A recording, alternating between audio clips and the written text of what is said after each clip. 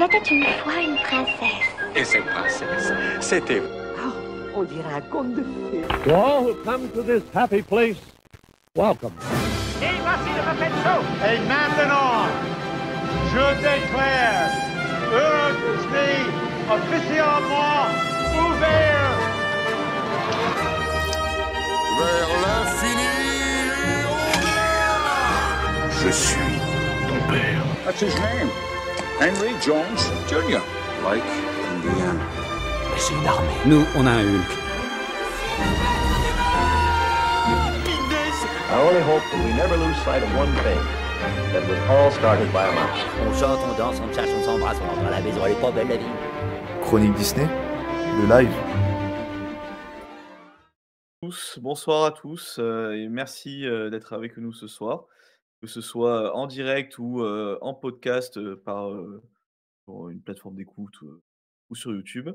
Ce soir, je suis en très belle compagnie encore une fois, puisque je suis avec David pour cette première fois dans cette année 2025, il me semble. Donc, directeur éditorial, oh là là, fatiguez-moi déjà.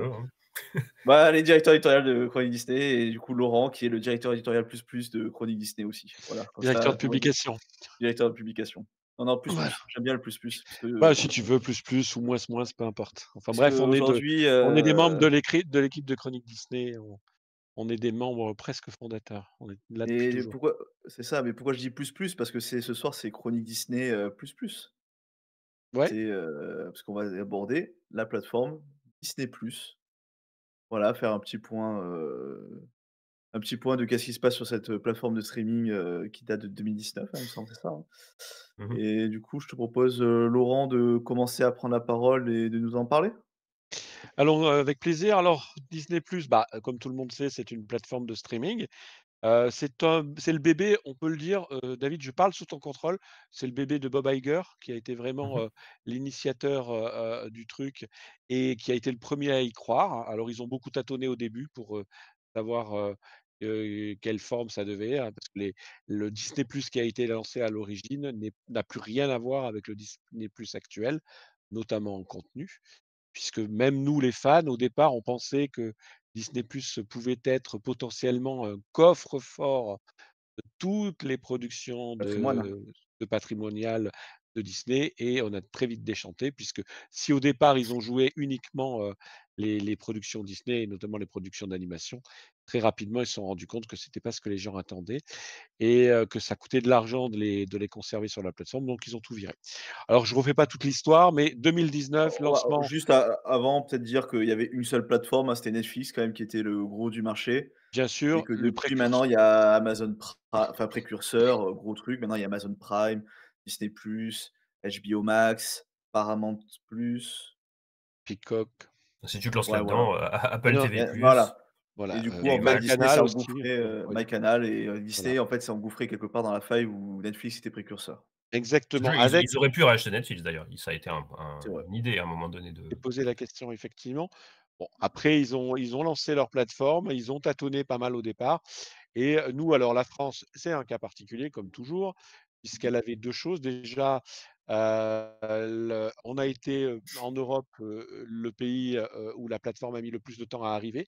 Alors pour tout un tas de raisons, une organisation de Disney France, un problème technique. Je vous rappelle que le lancement de la plateforme a été reporté d'un mois parce que Disney n'avait pas associé à son déploiement les fournisseurs d'accès Internet qui ont fait des gros yeux en disant: «Oui, mais toi, mon coco, tu es bien gentil, tu lances ta plateforme, mais tu vas utiliser mes autoroutes, tu vas venir prendre de la bande passante et tu crois que ça va se faire comme ça aux frais de la princesse?» Et donc Disney, Orange notamment a fait des gros yeux et donc Disney en catimini a dû renégocier tout ça, et a reporté. C'est l'une des raisons qui a fait que Disney+, lors de son lancement, a été reporté de 1 mois de mémoire, 1 mois et demi. Et donc un peu moins quand même. C'était peut-être un peu moins, mais c'était le 7 avril au lieu du, je sais plus, 15 mars. Voilà, mais ça montrait vraiment le côté tâtonnement, notamment en France, du lancement. Et où on voyait le tâtonnement, c'est que la France n'avait décidément pas, et l'Europe tâtonnait aussi, la France n'avait pas les moyens de gérer Disney+, et a donc décidé très rapidement de se tourner vers l'acteur numéro 1 du streaming et de la VOD en France, qui est donc le groupe Canal. Alors ça a deux raisons. Un, parce que c'était l'acteur numéro 1, évidemment, et 2, parce qu'ils avaient des relations déjà très privilégiées avec Disney, le groupe Canal. Quand tu dis qu'ils avaient pas les moyens, la France, de gérer Disney+, c'est pas un moyen technique, hein, on est d'accord, c'est, plutôt la gestion, Oui, relationnelle, le politique, hein, dimensionnement, qu'on voilà, ils n'avaient pas les équipes pour le faire. Concrètement, gérer des abonnements, ils ne savaient pas comment le faire. Enfin, il y avait plein de choses, l'équipe marketing n'était pas en place, enfin bon. Bref, ils se sont dit: «Ouh là là, on ne sait pas trop où on met les pieds et si on veut absolument» parce qu'évidemment Burbank leur a dit: «Disney+, si c'est lancé, ça doit être un événement». Et bien, en fait, qu'a fait, Disney France? Elle s'est tournée vers l'opérateur numéro 1, donc le groupe Canal, et elle lui a dit: «Eh ben, écoute, groupe Canal, gère ma plateforme à ma place.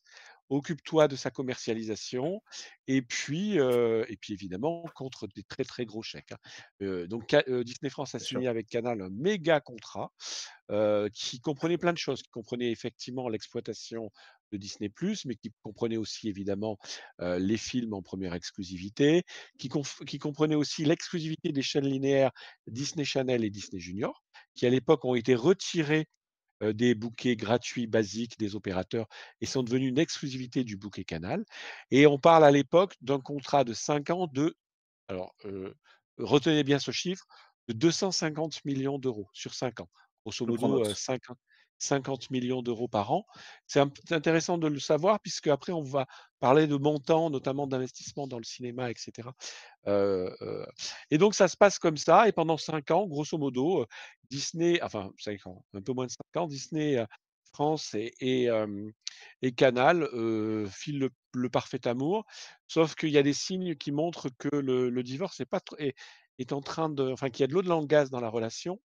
Déjà, Canal, sur plein d'autres aspects, devient de plus en plus agressive et hem et dans ses relations, avec ses partenaires, hem, est quand même jugée très, très brutale, et veut imposer à ses partenaires des rabais, des nouvelles solutions, des nouveaux avantages et cetera, Si je et me rappelle pendant ce bien, temps-là, l'abonnement Disney+, était proposé, Canal proposait un abonnement Disney+. Enfin, c'était à compris dans le l'intérieur. bouquet, hein, Ouais, c'était à l'intérieur, tu pouvais l'avoir à l'intérieur de ton abonnement. ouais. Alors, après coup, on a essayé de reconstituer.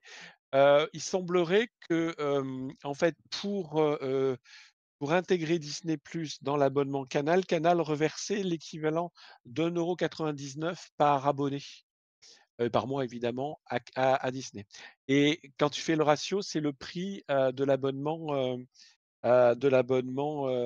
avec pub actuellement. Donc quand ils ont À basculé, 99 seulement? c'est 1,99 €, ouais. Ah beh, c'était une D'accord, offre exceptionnelle qu'ils ont lancée, juste lorsqu'ils ont fait la bascule. Ils ont lancé une offre d'accord. exceptionnelle à 1,99 € pour garder, en fait, les abonnés Canal, mais parce que quelque part, ils perdaient pas d'argent dans le deal. C'était ce Il me que semble que maintenant le tarif est à 5,99 pour la 5,90, avec publicité. là, je parle Mais vraiment de il la était à C'était le 1,99 € la l'offre pendant un mois, promotionnelle. hein. ouais, pendant un mois, c'était vraiment l'offre pour faire basculer les abonnés, Disney+ qui étaient dans l'offre Canal à Disney+ pour, enfin les inciter et garder ce catalogue-là. Et du coup, Donc je prends juste 2 secondes de Laurent, c'est vrai que comme ça je lui donne les tarifs, c'est toujours intéressant. C'est 5,99 le Disney+ standard avec pub.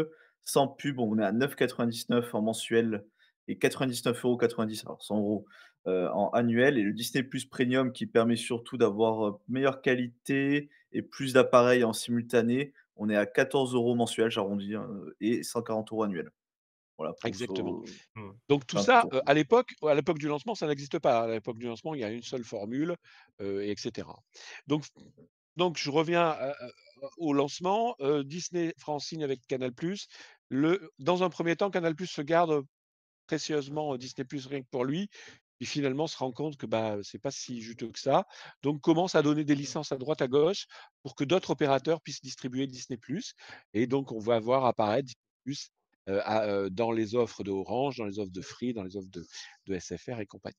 Donc En tout sachant ça, qu'il a bon, il a toujours été disponible aussi tout seul aussi pour ceux qui savaient y faire, parce que je Oui, dis je bien le dis sûr, bien comme ça sûr. parce que ça bien dans tous les sûr. pays du monde quasiment on fait comme ça, mais c'est vrai que la France avait cette particularité d'avoir toutes ces bots et que les gens, s'habituaient à tout trouver sur la bots, donc certains ne savaient même pas comment pouvoir accéder à Disney+ s'ils le voyaient pas sur leur bots. Alors qu'en réalité, ils peuvent E s'abonner, après, exactement. utiliser un caster avec une Chromecast, mais bon, encore faut-il en avoir une, savoir comment ça marche. Bon, maintenant, j'ai quand même l'impression que les gens ont fini par comprendre et à apprendre eux-mêmes.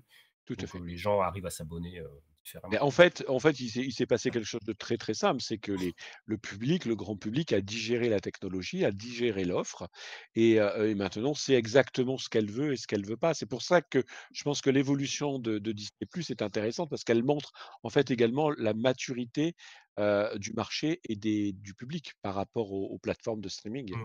et donc ce contrat se déroule plus ou moins bien et puis, Disney commence donc à modifier un peu, la structure de son offre, commence également, à avoir alors il y a des hauts et des bas dans la gestion de Disney+, avec beaucoup de bas au départ, avec, tout je David, je pense qu'on peut dire que Disney+ a tangué autant que la Walt Disney Company, au moment du faux départ de Bob Iger. Elle a eu beaucoup de ratés au début. Elle avait des problèmes de rentabilité, des problèmes de nombre d'abonnés entre guillemets «rentables» et cetera et cetera et donc il a fallu Mmh. recadrer toute l'organisation, également, le contenu. Je pense Après, que il y ça avait leur fait une avant le Covid, stratégie hein, dif en plus. ouais, et après c'était une stratégie différente. Quand ils l'ont lancé, ils avaient dit qu'ils seraient pas rentables avant 4-5 ans, jusqu'à 2020. Ils avaient dit 2024 et finalement ils ont réussi à tenir la date puisque c'est justement là qu'ils sont devenus rentables. Mais, à cette époque-là, c'était la course au nombre d'abonnés, donc je pense que pour pouvoir se targuer d'avoir, une vraie visibilité et cetera, il fallait en avoir le plus possible, quitte à s'associer avec donc Hotstar, qui était une plateforme indienne qui appartenait à 21st Century Fox, qui intègre Disney à l'époque. On se retrouve avec des millions d'abonnés indiens et Hotstar, on le renomme en Disney+ Hotstar et hop, on intègre tout ça, aux chiffres de Disney+, donc ça fait gonfler énormément. Depuis, on n'est plus du tout là-dessus. La plateforme Disney+ Hotstar a été ensuite revendue, ils ont créé un nouveau conglomérat avec lequel ils se sont associés, ça s'appelle maintenant Jio Hotstar et il y a de tout dessus et Disney dedans, voilà, par exemple. Et on ne compte plus ces abonnés-là dedans parce que ce sont des abonnés qui ne payaient pas très cher. Donc en fait, ça faisait un très haut nombre d'abonnés, mais ça donnait l'impression par contre enfin, mais du coup, ça avait pas l'air rentable cette histoire Un peu parce que artificiel, quoi, quelque part. le prix moyen était du coup de 1 € et quelques parce que, c'était dans ce pays-là. Donc il y avait ce cas-là. C'est juste un exemple pour montrer la différence de stratégie, mais il y a aussi la production de contenu où au départ, on produit de tout. On demande à tous les grands studios de la Walt Disney Company de produire énormément de choses, des séries d'animation par les Walt Disney Animation Studios et par Pixar Animation Studios. On demande de faire des séries à Marvel Studios et des séries à Lucasfilm. Tous ces studios-là n'ont jamais fait de série de leur vie. Ce sont des studios de cinéma qui font des films. Ce n'est pas Disney Télévision Animation qui fait des séries depuis les années 80. Et donc là, on assiste justement à un revirement de situation, puisqu'il y a 1 semaine ou 2, là, où on a vu que Disney Animation, c'est fini, ils font plus de séries. Et Et Pixar, ce sera pareil, quoi. Et pour Oui. voir effectivement la place qu'avait pris Disney+ à l'intérieur de Walt Disney Company, c'est qu'on déplumait aussi, la force de production et de frappe des télévisions linéaires. C'est-à-dire qu'on disait, Mmh. tout passerait maintenant par, Disney. On sacrifiait et là Disney Channel et là ABC et cetera et on s'est rapidement rendu compte, enfin Disney s'est rapidement rendu compte, bah, que ce modèle économique il tenait pas et qu'ils allaient un peu trop vite, qu'ils étaient trop en avance en fait, sur ce qu'était prêt à accepter le consommateur Et et le marché. Donc Ouais nous, et le pour s revenir en et France et en plus, ils ont un peu inondé le marché dans le sens où, je reprends l'exemple des séries Marvel et Disney, et Star Wars, pardon. C'est qu'en fait, tu étais tout le temps abondé de nouveautés, que ce soit Marvel, Star Wars et limite à l'overdose et oui, il y mais avait tu toujours une étais là, nouveauté. c'était une réponse à Netflix avec, qui avait cette Oui, habitude mais du coup, le f d'apporter des donc ils ont essayé de répondre là et en fait, la clé, ça marche c'était de pas. trouver sa propre voie et pas de toujours se repérer à Netflix. Et Et si on puis pour le revient ci donc à la oui? Non, j'allais dire pour le cinéma, parce que tu disais qu'ils ont beaucoup pris à la télévision, mais ils ont pris aussi beaucoup au Oui. cinéma. Il y a quand même une époque où les films sortaient le même jour sur Disney+ en payant, pas le même jour qu'au cinéma. Je ne parle pas de la France, parce qu'en France, on ne peut pas faire ça. Mais aux États-Unis et dans le reste du monde, ils ont fait ça pendant un moment, pendant la pandémie. Il y a eu le cas donc, des films qui sortaient sur Disney+ 3 semaines ou 1 mois à peine après la sortie cinéma et cetera. Tant pis parce qu'il faut pousser la plateforme à fond et tant pis si on fait Ça perdre aux gens l'habitude d'aller en salle et au final, ouais, ça si leur a ça beaucoup coûté, puisque les gens Bah, ont ça arrêté d'aller en Dommage. salle. bah, oui, ça va les deux médias se vampirisaient l'un l'autre, ce Mmh. qui était complètement idiot. On a eu également des grands sacrifiés quand même. On a des grands Pixar qui ont été sacrifiés, qui ont été balancés sur Disney+, alors que si concrètement Disney+ n'avait pas existé, jamais ils auraient diffusé un Pixar à la télévision, à la place du cinéma. Ils l'auraient gardé dans les coffres et l'auraient sorti au cinéma 1 an plus Tu tard, parles etc. de Saul, c'est ça? Saul, Et de là, Saul, oui, voilà. Et là, aujourd'hui, de c'est le contraire, puisqu'on a une série comme Vaiana, la série Vaiana, qui était une série Disney+, qui se retrouve remontée en film, qui sort au cinéma, et maintenant qui sort sur Disney+. On retrouve maintenant l'ordre des choses, et on a des séries d'animation prévues pour Disney+, qui sont annulées, etc. Donc on voit que la priorité n'est plus exclusivement sur Disney+. On veut redonner aux gens l'envie de se dire, il faut que j'aille au cinéma si je veux voir un film maintenant. Sinon, oui, il sera sur Disney+, mais dans un certain nombre de mois. Donc, mes enfants, s'ils veulent le voir maintenant, c'est maintenant. Si je veux pas me faire spoiler le dernier Marvel, c'est maintenant aussi. Donc, Alors en ça fait, pousse les gens à aller en salle. si on devait résumer, on est parti d'un modèle où Disney+ avait été pensé pour être le phare, le central et ensuite toutes les autres activités de The Walt Disney Company en profitaient, mais en fait en dépendaient concrètement. Le cinéma était relégué derrière Disney+, la télévision, etc. Et là, le modèle est inversé, pas totalement. C'est que maintenant on considère que chaque média, chaque canal, donc d'un côté c'est le cinéma, d'un côté c'est la télévision linéaire, vit sa vie. Et ensuite, on a Disney+ qui permet à ces 2 médias de revivre derrière. Mais on arrête de penser que Disney+ doit venir écraser les 2 autres. Non, c'est un élément complémentaire. Alors je ne dis pas que Disney+ prendra jamais la place de la télévision linéaire, ça pourra arriver et encore, on a des contre-exemples. Mais, avec par exemple Max qui a intégré quand vous avez Max actuellement, qui est donc la plateforme de Warner, vous avez à l'intérieur de la plateforme des offres de télévision linéaire. Vous avez Warner TV, Paramount TV, etc. On pourrait très bien imaginer qu'à l'intérieur de Disney+, on ait Disney Channel, Disney Junior, on ait, pourquoi pas ABC, etc., etc. Bon, bref. C'est déjà le cas aux États-Unis, il y a ABC News, par C'est exemple. exactement. ABC News est un fil sans fin qui est accessible sur Disney+. Et puis, il y a aussi des émissions en direct. Et puis, il y a eu le cas en France très récemment avec les Oscars aussi, qui ont été diffusés en direct, comme une émission de télévision linéaire, et qui est maintenant en replay, bien sûr. Mais oui, ça, c'est en train de se faire, et c'est encore plus évident aux États-Unis pour le coup. Et donc, pour revenir à la situation, donc on est les premiers 5 ans de Disney+ en France, il se passe entre une sorte de sous la coupe de Canal. Disney a donc donné les clés à Canal, qui fait grosso modo un peu ce qu'elle veut, avec des hauts et des bas et surtout, à la fin, un revirement, mais qui vient pas fatalement. Enfin, il y a des signes qui sont venus de France, mais il y a également, je disais, notamment de la brutalité des relations de Canal qui, est réputé pour tordre le cou de tous ses partenaires. Donc déjà ça a joué dans le désamour des 2 et également ou le divorce des 2 et également Burbank qui a dit: «Non, maintenant, on est mûrs, on doit être capable de gérer nous-mêmes, Disney, Disney+». Et en France, on a une particularité, c'est la fameuse chronologie des médias et qui est un vrai frein aux plateformes puisque, je vous le rappelle, en France, on ne peut pas disposer de son film comme on en veut. C'est-à-dire qu'un film, quand il sort au cinéma, il doit rentrer dans un système un processus qui lui permet d'être d'abord exploité au cinéma, comme le disait tout à l'heure David. On ne peut pas l'exploiter à la fois au cinéma et à la fois sur Disney+.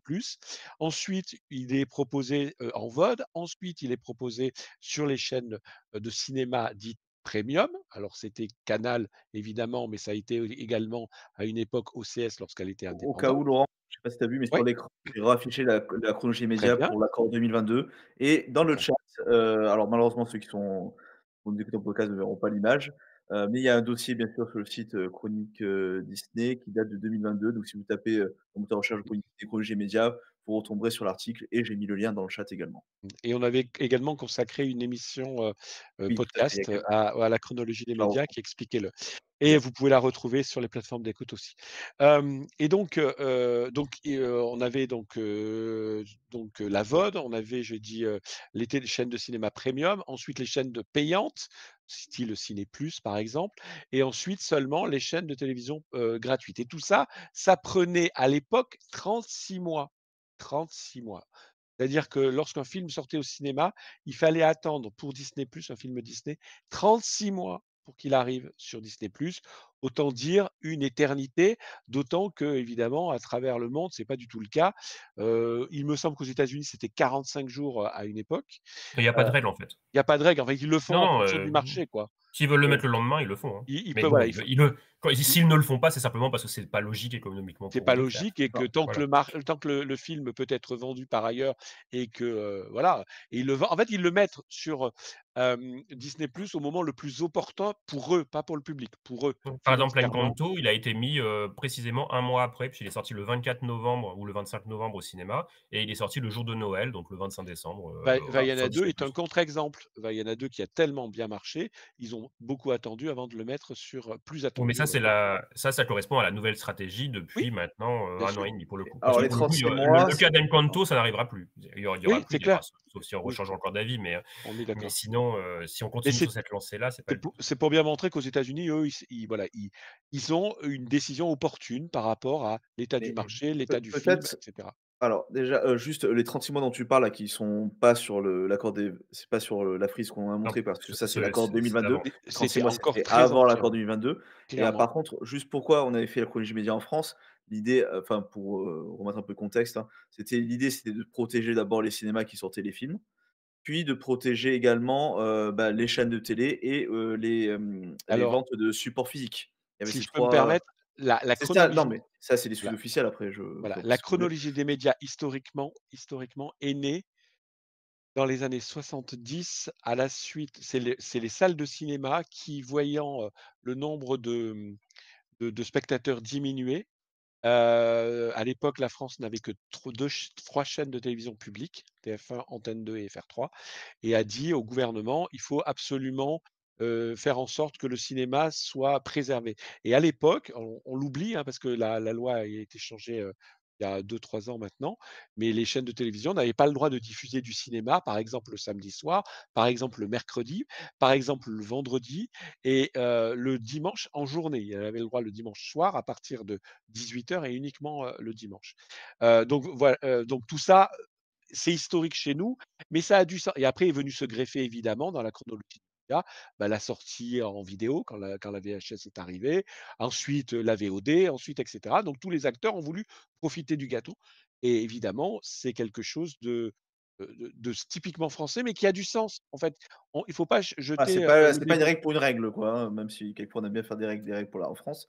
Là, il y avait une raison, protéger le cinéma, protéger les chaînes de télé, protéger les supports physiques, tout ce que tu as raconté Laurent, enfin c'était pas sorti nulle part, il y avait une raison à Ça, laquelle oui, ça incite quand même les studios américains aussi à donner de l'argent à la France et à à financer la des choses. France également, mais ça Et on va finalement, en c'est revenir. exactement ce qui se passe, Qui et est ce que arrivé. Disney finalement, c'est ce qu'ils sont en Et train de donc faire. et ben, voilà et donc on arrive en 2024, Disney décide, de rompre avec Canal mais sauf que si on rompt avec Canal, il faut quand même redonner à Disney+ des éléments qui lui permettent de se d'être de plus en plus sexy vis-à-vis du public. Et la clé, on va pas se mentir, c'est l'arrivée, le délai d'arrivée des nouveaux films Disney ou Marvel ou Star Wars sur la plateforme.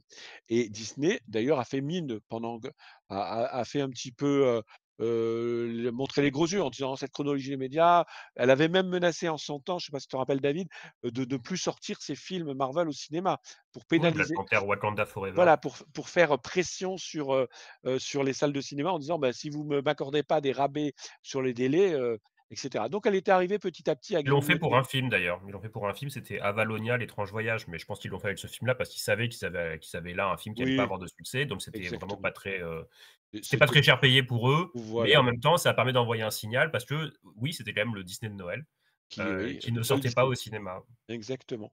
Et donc, bon, ils sont arrivés petit à petit, on parlait de 36 mois, à réduire ensuite, considérablement, mais ils étaient encore très loin de Canal qui, elle, avait obtenu 6 mois. Canal, qui est le premier financeur du cinéma, en France, avait paye cette place en profitant du fait elle peut mettre sur sa plateforme ou sur sa chaîne des films 6 mois après leur sortie au cinéma, qui est quand Comme même tu dis, un parce un qu'ils délai très, financent très court.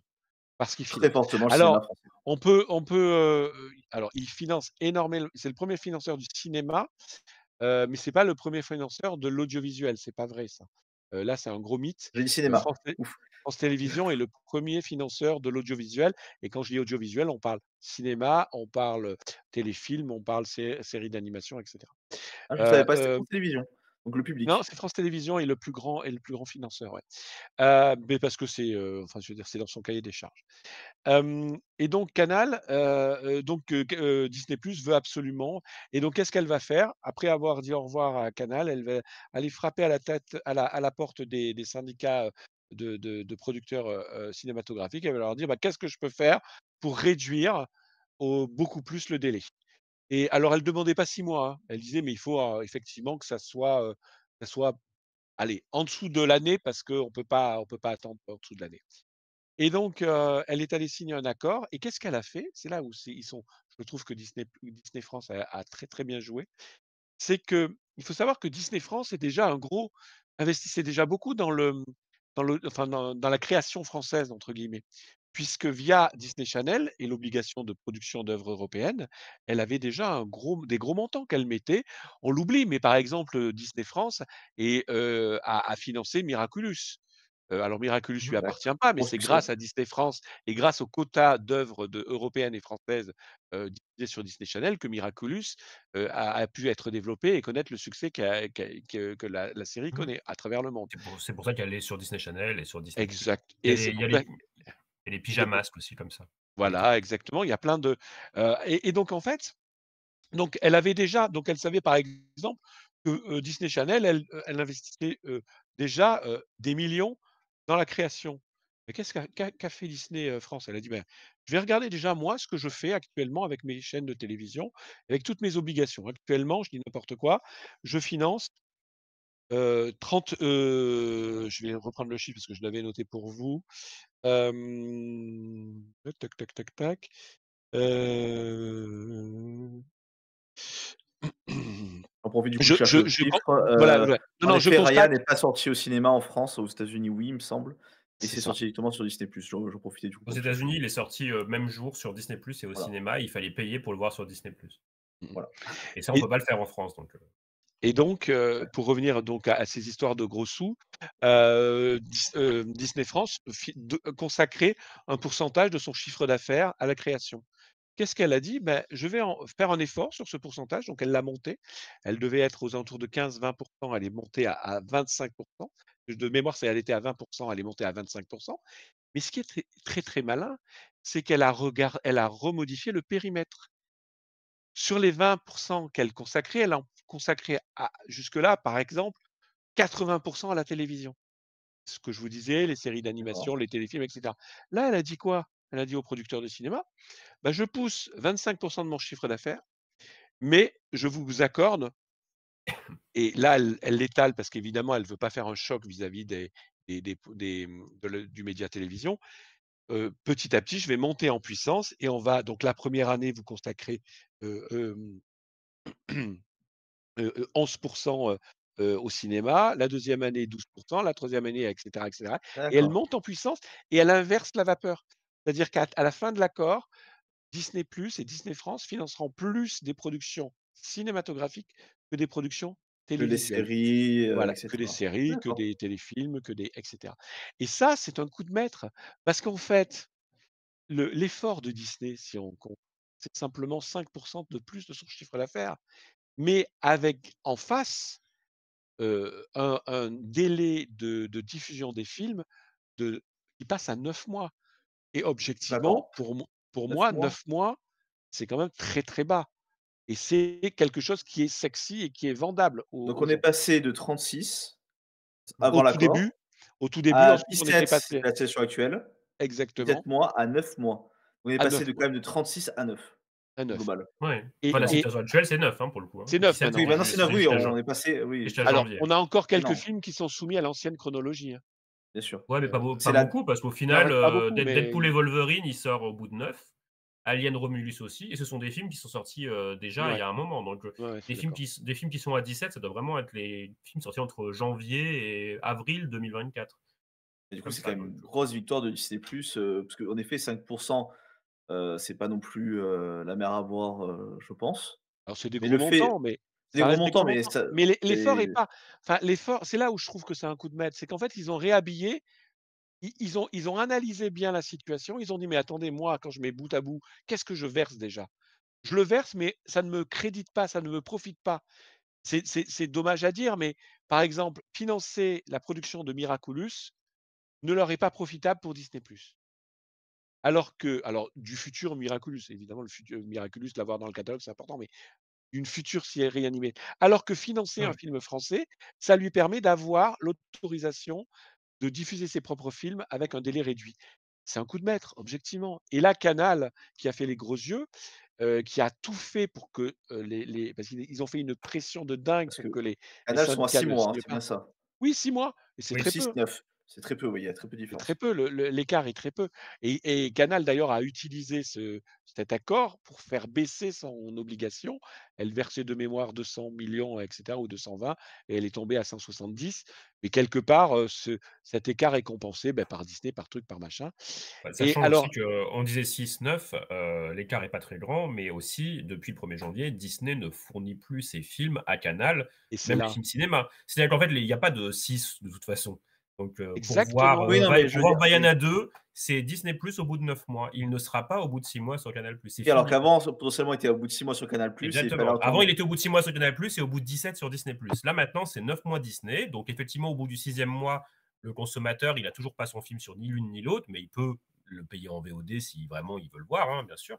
Mais pour le voir sur une plateforme de streaming, de toute façon, c'est Disney+ sur 9 mois. Et bon, les gens ne connaissent pas les dates de sortie par cœur des films. Pour certains, ça va Exactement. passer, ça passera inaperçu, quoi. Ah bah Non, tiens, mais il y a et Deadpool et puis et Wolverine qui puis vient de sortir. et Bon, ils n'ont puis, pas calculé que ça fait 3 mois qu'ils auraient pu l'avoir sur Canal, en fait. Mais bon. et puis je te rappelle aussi que, Disney enfin il y a la campagne de pub. C'est-à-dire que Deadpool, il va être annoncé sur les écrans pub à Disney+, 1 mois et demi avant son arrivée dans la plateforme. Mmh mh. Donc en fait ça fait tu sais, c'est le système de faire, casser l'attente en fait. Tu sais: «Ah bah tiens, c'est bon, ça arrive sur Disney+». Après que ça arrive dans un mois, tu es pas dans ton calcul de tes 9 mois, toi. Tu te dis: «Ah, il est déjà là en fait». Parce Il y que a un tu l'as vu très certain il y a un certain Zuzu CHD dans le chat, je connais ouais. pas, qui dit aussi le gros truc, c'est qu'en finançant le cinéma français, finalement, devant ces films français, quand on ira les voir au cinéma ou quoi, il y aura un beau logo Disney+. En plus, Oui, en plus. ça C'est c'est quand vrai, même, ça c'est vrai. mais d'un point de vue image de marque, c'est important. Exactement, mais c'est de la pub, oui, Bien sûr. évidemment, évidemment C'est et le ça cas permet actuellement de Paddington au Pérou, par exemple, qui n'est pas techniquement un film Disney, mais n'empêche qu'il a un logo Disney+ au début du film. Était même ce qu'on disait tout à l'heure un peu en amont du live entre nous, c'est que c'était même un film Canal+. Bah, c'était Canal+, Oui, en plus, c'est un film Canal. ah Mais bah, c'est après, le truc, c'est que tous les films sont des films Canal, je caricature. C'est-à-dire que oui, non, là, mais aujourd'hui, oui, oui, là, oui. récemment, il y a eu le film, comment il s'appelle? La Marilyn et le juge, là, un truc comme ça, qui est un film on français, dérive sur la dernière partie, mais oui, oui, qui est ouais, du coup, voilà, c'est mais bon, Canal+ bref, et il a Disney. aussi le logo Disney+, et puis ensuite, il a un logo Canal+ quand même, mais bon. Non, Et mais France après Télévisions aussi. si on va même au-delà de ça, 100 des films alors c'est pas vrai que 100 des films sont des films Canal, parce qu'il y a quelques films qui ne sont pas produits par Canal, mais Bien en sûr. revanche 100 des films en France sont des films d'un groupe de télévision, quel qu'il Mmh. soit. Ça peut être M6, ça peut être TF1, ça peut être France TF1 et Télé, Canal, France voilà. Télé. Mais, Ouais, pas Canal plus. je vous rappelle que Canal, à partir du 6 juin, n'est plus, une chaîne de télé, hein. À partir du 6 Oui, juin, elle Oui. quitte sorte de elle elle quitte, elle quitte le canal 4 et c'est France 4 d'ailleurs la chaîne d'animation. Et du Ah, coup, en parlant, un peu de rupture finalement entre Canal+, parce que c'est la suite logique de notre discussion. Moi, quelque chose qui m'a marqué là, j'étais chez mes parents semaine dernière et ils ont un décodeur TV Canal+. En plus de la disparition que moi je trouvais très sympa de C8 et compagnie, c'est qu'avant, en appuyant sur 42, j'avais Disney+ sur la box Canal+. Maintenant, je l'ai plus. Ah non, forcément, il y a plus aucune raison pour laquelle, Canal+ Non, par contre, j'ai mettrait en toujours avant, Netflix, mais j'ai plus Disney+. non, mais Netflix est toujours en accord avec Canal+. mmh mh. Netflix est proposé dans les packs, Ah non, mais voilà, Canal. c'est vrai que, par contre, voilà, Disney a perdu Pourquoi ce veux-tu, côté-là. voilà, Ah non, mais pourquoi il y a pas de veux-tu raison, que en effet, Canal+, je suis ouais, d'accord. voilà. Donc Mais voilà, C'est et mais puis même ça, il y a aussi des situations, là pour le coup c'est presque, c'est anecdotique, mais en termes d'image, ça joue beaucoup. C'est que Disney en plus récupère des programmes phares de Canal pour Disney+.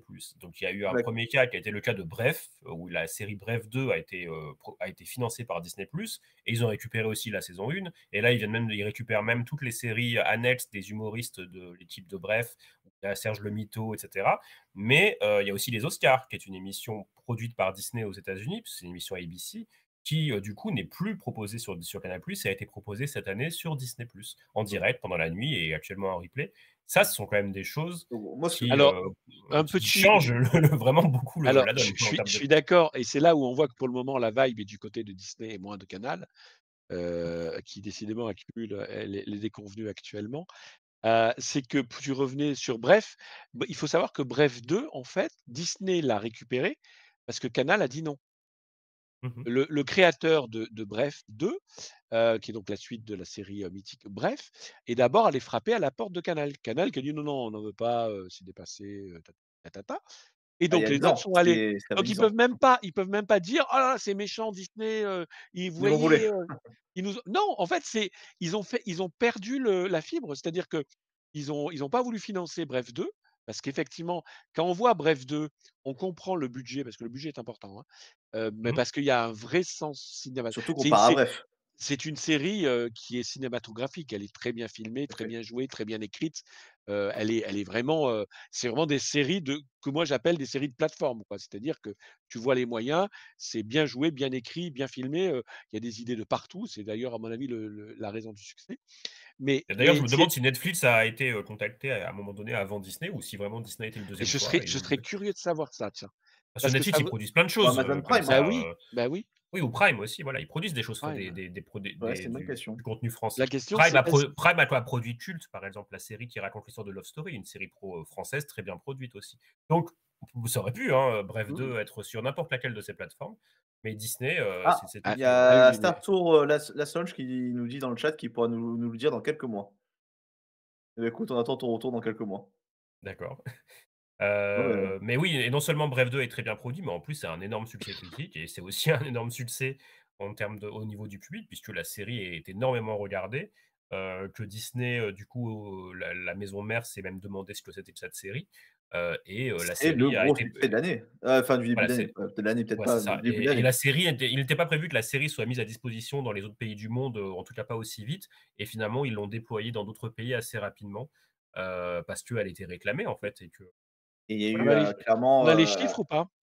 non, j'ai pas. Ou On sait peut-être qu'ils pas? sont. Là, ce que je dis, ça vient d'un article assez sérieux, hein, qui était paru il y a D'accord. quelques jours ou quelques semaines, sur justement le déploiement à l'international de la série Bref par Disney+, où elle est désormais disponible dans divers pays. Mais j'ai pas les chiffres. Mais en tout cas, ça disait clairement que ils se sont rendus compte du succès de la série.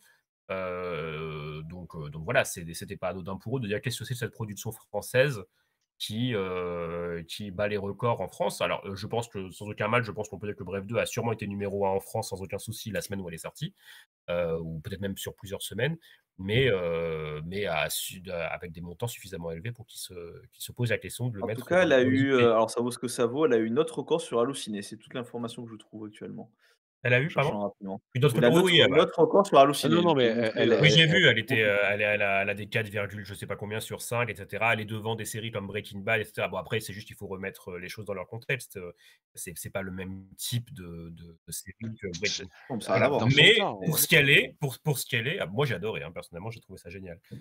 Pour ce qu'elle est, c'est extrêmement bien, quoi, donc et c'est mieux que la saison 1 en plus. Apparemment, C'est ça ça c'est ça qui est sortira assez fou. ça sortira partout dans le monde. J'ai une date du 26 mars à confirmer. Ça, voilà, je prends avec des Dans pincettes. les qui reste. le producteur a confirmé que ça s'appellerait dans le monde entier Bref 2. Il gardait le mot et le mot français, en fait. Ouais, parce il avait été je crois que la première série avait quand même un nom en anglais, qui existait, mais je sais plus quoi. Mais Mais oui, ce que je trouve quand même amusant, c'est que là, pour le coup, Disney en l'espace entre novembre, 2024, donc l'annonce du divorce avec Canal, le lancement de Disney+ sans Canal, la fin de l'arrivée des films avec des coups de pied, hein, parce qu'évidemment Canal a utilisé, ses médias, pour descendre Disney, quand il le pouvait.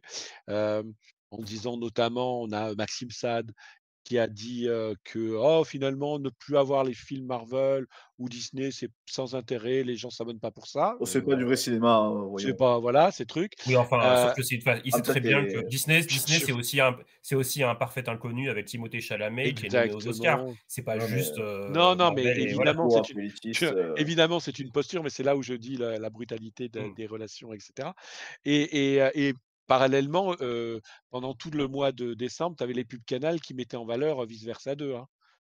Donc Ah bah oui, pour tant des qu'à l'avoir, pour des films Mais moi, je trouve que qui ça a été un n'attirent pas coup le de monde. maître d'avoir l'annonce de la nouvelle chronologie des médias et un jour ou 2 jours après avoir, donc déjà un pied de nez, mais déjà une grosse victoire sur Canal+ et 2 jours après d'avoir l'annonce de la sortie de Bref 2, c'était d'un point de vue com, Il y a cette semaine-là les pour Disney+, c'était fantastique, les quoi. Oscars, il y a eu un enjeu aussi parce que en soi, les Oscars, comme je disais, c'est déjà Disney qui produit aux États-Unis, mais bon, c'est une émission C'est américaine en ABC. anglais avec des présentateurs américains, et cetera. D'accord, très bien. Ensuite, quand Disney, depuis toujours, vend l'émission des Oscars à tous les pays du monde, ils vendent la cérémonie, mais chaque pays ensuite s'organise pour envoyer ses propres journalistes sur les tapis rouges, et cetera. Créer tout ce qu'il y a autour pour aussi remplir les espaces de coupure pub, et cetera.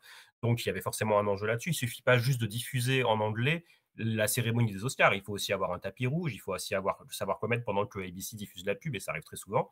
Donc il y a tout ça. Et donc, et jusqu'à l'année dernière, Canal+ mettait le paquet. Il y avait une vraie émission avec un plateau, avec une équipe, avec des envoyés sur place aussi qui interviewent, etc., les acteurs, les actrices et enfin, tous les artistes qui passent sur le tapis. Et donc là, il y avait aussi une question là-dessus. Et aussi, c'était doublé en direct aussi en français. Donc il y a eu tout ça. Et donc Disney a créé, pour le coup, comme Canal, une vraie émission. C'est-à-dire qu'en fait, ce n'est pas l'émission telle qu'elle est présentée C'est ailleurs pas une seule aux États-Unis. rediffusion, tu veux dire? C'est pas juste la diffusion des États-Unis. Ils ont récupéré une journaliste dont j'ai oublié le nom malheureusement, et je vais plutôt me rappeler forcément de Léna Situation parce qu'elle est connue en tant qu'influenceuse. Elle était là sur le tapis Pitié! rouge. Et elle avait fait les Césars aussi juste avant. Donc en fait, elle a été Pitié! rappelée pour faire le tapis rouge à Los Angeles où voilà, elles sont 2 à présenter. Et ensuite, pendant la cérémonie, il n'y a plus que la journaliste, donc c'est une journaliste de France Télévisions, hein, qui est une spécialiste cinéma, qui, pendant les coupures pub, elle-même apporte du contexte, etc. Et en plus de ça, Disney a produit des pastilles, des petites featurettes. Je ne sais pas si je suis le seul à avoir regardé, mais en tout cas, il y a eu plein de... Par exemple, l'histoire de la statuette, l'histoire de l'Oscar du meilleur acteur, ou de ci, ou de ce... Enfin, des choses comme ça, avec des petites vidéos sympas, etc., qui racontent un peu ce que sont les Oscars. Et tout ça, comme ça, rythmer la soirée. Je trouve que d'un point de vue image, le fait que Canal+, qui se veut être la chaîne du sport et du cinéma, la chaîne du cinéma, de pas avoir les Oscars, je pense, d'un point de vue image, c'est Bah, c'est un coup dur, évidemment. un Ça, coup dur, on est d'accord. c'est un Enfin, coup dur. la chaîne Non, du mais là, cinéma qui diffuse plus les Oscars. objectivement, la chaîne du cinéma qui n'a plus Disney, Marvel, Star Wars, Fox, et cetera, excuse-moi, la chaîne du cinéma, c'est la chaîne du cinéma, c'est pas quel Il cinéma, y a mais plus le foot, Bah, c'est enfin voilà. la chaîne du cinéma français en tout cas, mais sauf que Disney aussi maintenant. Bah, Ça voilà, va prendre un petit peu plus, exactement. ça va prendre un tout petit peu plus de Alors, temps pour se rendre compte, il y a mais il y a qu'un truc oui. que j'ai pas, enfin qui m'a étonné, je sais pas quel est votre avis là-dessus, c'est que je pensais que Disney+ allait entraîner ses petits copains à côté à faire de même. C'est-à-dire, je pense à Je pense que ça va être le Paramount+, cas, c'est juste ça à prend du temps. tu crois? Mais je pense que Warner, mais ça je l'ai vu aussi dans le même article dont je parlais tout à l'heure, il me D'accord. semble, hein. En tout cas, il y a des discussions en cours entre Warner par rapport à la plateforme Max. Il y a sûrement, alors après tu cites Paramount, le truc c'est que Paramount+, c'est minuscule à côté de toutes les autres. Ouais, Mais c'est il faut voir aussi ce que Oui, mais comme Prime, c'est ce que exprimé Amazon va vouloir faire. comme c'est Mais ex évidemment comme qu'elles ont envie d'avoir une chronologie des médias moins élevée, et pourquoi pas financer aussi le cinéma français. mais dès lors que tu l'exprimes en pourcentage de ton chiffre d'affaires, j'ai envie de dire, ma foi, tu peux être petit et avoir la même chose, quoi. on arrive Voilà. Donc à pardon, après, juste pour les Oscars, une chose que Disney a fait en moins par rapport à Canal, je trouve, mais là c'est moi perso, mon côté un peu puriste, c'est qu'il n'y avait pas de VO. Donc on pouvait ne le voir qu'avec la version doublée en direct. Et les doublages en j'aurais direct bien de aimé le voir, monologues, d'humoristes, etc., ça marche toujours un peu moins bien. Donc Canal proposait les 2 canaux, hein, la version française doublée et la version en anglais. Et en plus, elle était sous-titrée quelques heures après, etc., jusqu'au temps qu'ils fassent tout ça, pour les gens qui le revoient ensuite en replay. Donc ça, c'est un bémol que je mets à Disney. J'aimerais bien qu'ils proposent une la VO VO, là, comme c'est pas difficile à faire. Et sur le exactement, ouais. chat, tout le monde réagit à mon pitié lorsque tu parlais de Lena Alors Situation. pas de bashing s'il vous plaît. Non, non, pas de bashing, mais objectivement, il y a mieux à faire que Lena Situation pour parler Oscar et cinéma, hein. Mais après, elle m'a pas gêné parce qu'elle est pas là pour, en fait, il y a la journaliste spécialisée pour Oui, ça. mais enfin, Elle est plus là pour oui, créer un petit peu bah, des moments, voilà, des moments sympas avec les artistes qui passent. Et puis elle est après je la connais pas suffisamment, mais je sais qu'elle est très, très connue, mais je suis pas son public cible, mais il me semble qu'elle est quand même spécialisée aussi dans tout ce qui est mode, et cetera. Et les tapis rouges, c'est beaucoup ça aussi. Donc Donc ça me choque pas de la voir commenter des robes, des tenues, etc. Puisque de toute façon, c'est ce que font les Américains aussi pendant le tapis rouge. Hein, donc voilà. Mais c'est sûr que c'est c'est légitime pour les films. Même Laurent a été mieux, je suis d'accord. Moi, je veux Laurent sur le tapis Professeur Laurent rouge Ratignan l'année dirait prochaine. même Laurent aurait été mieux. Dans une belle robe, je pense que ça peut être pas Merci, mal. professeur. Et il me semble quand même, il y a une petite différence quand même par rapport à Canal, c'est que, alors c'est peut-être juste mon impression, mais pour avoir vu de quelques années, j'ai toujours regardé les Oscars, hein, ça fait, en tout cas depuis au moins 15 ans. Par contre, j'avoue, j'aurais plutôt la version d'ABC parce que j'avais envie d'avoir la VO et puis les moments des tapis rouges américains, parce que comme c'est Disney qui produit, toutes les personnes importantes vont au micro d'ABC, alors que Canal, ils étaient en train de, parfois, c'était même amusant de voir le allaient prendre le journaliste champagne.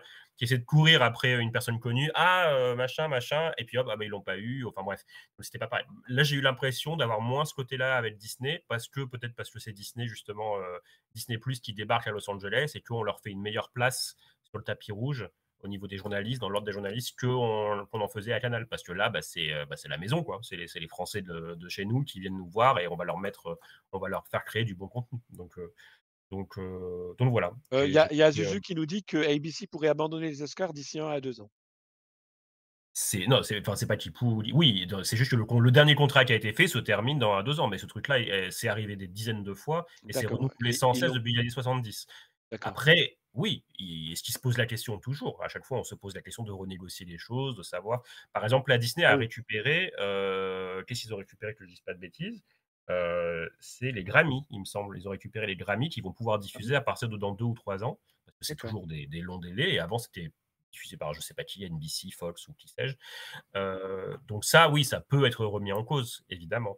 Maintenant, ça ne veut pas non plus dire que ce ne sera pas Disney Plus qui, en France, qui le diffusera, même si jamais c'était pas, même si c'était plus ABC aux États-Unis. Tout à fait, Disney qui a récupéré les Grammy apparemment. C'est ça, donc les Grammy Awards. Voilà, sachant que c'est la même maison, les Grammy et les Oscars. Il faut comprendre qu'aux États-Unis, il y a l'Académie des arts, globalement, qui est la plus haute autorité artistique américaine, qui remet donc les Oscars pour le cinéma, les Emmy Awards pour la télévision, les Grammy pour la musique et les Tony Awards pour le théâtre, pour la scène. Donc voilà. Donc ce sera diffusé sur ABC, Hulu et Disney Plus à partir de 2027. Je Alors, propose en France, je d'arrêter sais sûrement sur Disney Plus. Je propose d'arrêter ce chapitre-là parce que ça fait déjà quasiment 45 minutes d'émission et que j'aimerais aborder 2-3 autres sujets tout de même. Notamment quel est le futur de la plateforme maintenant? Parce qu'on a parlé qu'en France, à Chronologie Média, le divorce ça peut plus ou moins acter avec Canal+. Quel est le futur de la plateforme? Comment tu le vois toi, David? Parce que en France, tu veux dire? Non, globalement, d'un point de vue de production, tu as mentionné tout à l'heure des séries qui ont été annulées ou quoi. C'est quoi le futur pour toi de la plateforme? La plateforme va reprendre la place qu'elle aurait dû avoir au départ. C'est que ce n'est plus une plateforme qui passe avant les autres. Elle a ses propres contenus, c'est-à-dire que toutes les séries premium vont passer par elle. Donc par série premium, par exemple, il y a Daredevil Born Again qui vient d'arriver. Mais la série Daredevil d'avant n'était pas diffusée sur ABC. Elle était diffusée sur Netflix parce que Disney n'avait pas de plateforme à l'époque, donc il l'avait fait par Netflix. Et c'était déjà une série Marvel. C'est ça, voilà. Mais c'était déjà des séries premium. C'est-à-dire qu'en fait, c'est pas des séries qu'on peut diffuser à la télévision. De toute façon, c'est beaucoup trop violent pour être diffusé à la télévision, à moins d'avoir des chaînes câblées, ce que Disney a, puis ils ont FX pour ça. Mais bon, ils ont préféré la réserver à Disney+, parce qu'en plus, il y a un univers Marvel qui est très mis en avant sur Disney+. Donc tout ce qui reste Star Wars, Pixar, Marvel, etc., on voit qu'il y a que Disney+ a la priorité. Il y a une volonté d'héberger ça sur Disney+. National Geographic, c'est un peu moins vrai. National Geographic, ça reste comme une chaîne, puisque la chaîne s'appelle comme ça. Donc ça passe sur National Geographic et ensuite ça va sur Disney+, à part quelques contenus par-ci par-là qui parfois sont produits pour Disney+. Et pour ce qui est de la marque Disney, ça va varier. Il y a les contenus plutôt adolescents qui vont d'abord passer par Disney Channel. Il y a les contenus plutôt pour les plus grands ou nostalgiques qui vont être plutôt sur Disney+. Par exemple, il va y avoir une série qui va revenir sur le devant de la scène, ou je ne sais pas. Quelques films aussi, par exemple, quand on a des Hocus Pocus 2 ou Il était une fois 2, etc., qu'on ne se voit pas sortir au cinéma, mais qui ne sont pas non plus des téléfilms à passer sur ABC. Donc, du coup, on va les passer plutôt on va les avoir sur Disney+. Ça fait du produit, de l'appel. Exactement. Mais par contre, il y en a de moins en moins. Parce que, par exemple, cette année, des films Disney+, comme ça, on aurait pu en avoir au moins 3, puisqu'il y a Alexander et son épouvantable, etc., de road trip, j'ai oublié le titre exact. Celui-là, il sort bien sur Disney+ dans 2 semaines. Par contre, Lilo et Stitch, dont la bande-annonce a été révélée aujourd'hui d'ailleurs, est censé être un film Disney+, mais sortira au cinéma. Et ensuite, il y a aussi Freaky Friday, la suite de Freaky Friday avec Jamie Lee Curtis et Lindsay Lohan, qui sort aussi au cinéma à la fin de l'été, alors que c'était typiquement le genre de choses qu'on aurait pu imaginer sur Disney+. Comme Vaiana 2 aussi. Alors Vaiana 2, c'est encore différent, c'était une série, mais Disney+. Mais là, je pense pas. Exactement, mais je pense pas que la raison pour laquelle Vaiana 2 s'est retrouvée à être un film au cinéma, je pense que c'est surtout parce qu'il y avait besoin de sauver le cinéma, plus que enlever des choses à Disney+. C'est-à-dire qu'en fait, il fallait un film. En fait, le truc, c'est que les Walt Disney Animation Studios ont enchaîné trop d'échecs à la suite. Il y a eu Avalonia, l'étrange voyage en 2022, puis ensuite, il y a eu Wish, Achat et la bonne étoile en 2023. Et avant ça, c'était des films qui ont certes une bonne aura, mais qui sont sortis un petit peu en catimini à cause de la pandémie. C'était Encanto et Raya le dernier dragon. Il faut revenir à La Reine des Neiges 2 pour avoir vraiment un énorme succès en 2019 avant de la pandémie. Encanto, ça a un très beau succès d'ici maintenant. Exactement, mais ça n'a pas fait un gros chiffre au cinéma. Donc en fait, là, il y avait besoin d'avoir quelque chose. Et donc là, Bob Iger s'est dit finalement, qu'est-ce qu'on peut faire là? Il y avait un film daté, sans titre. On ne savait pas ce que c'était, un film d'animation de Noël qui devait sortir à Noël 2024. Et en fait, ce film-là, je ne sais pas s'il est devenu, mais il était décalé.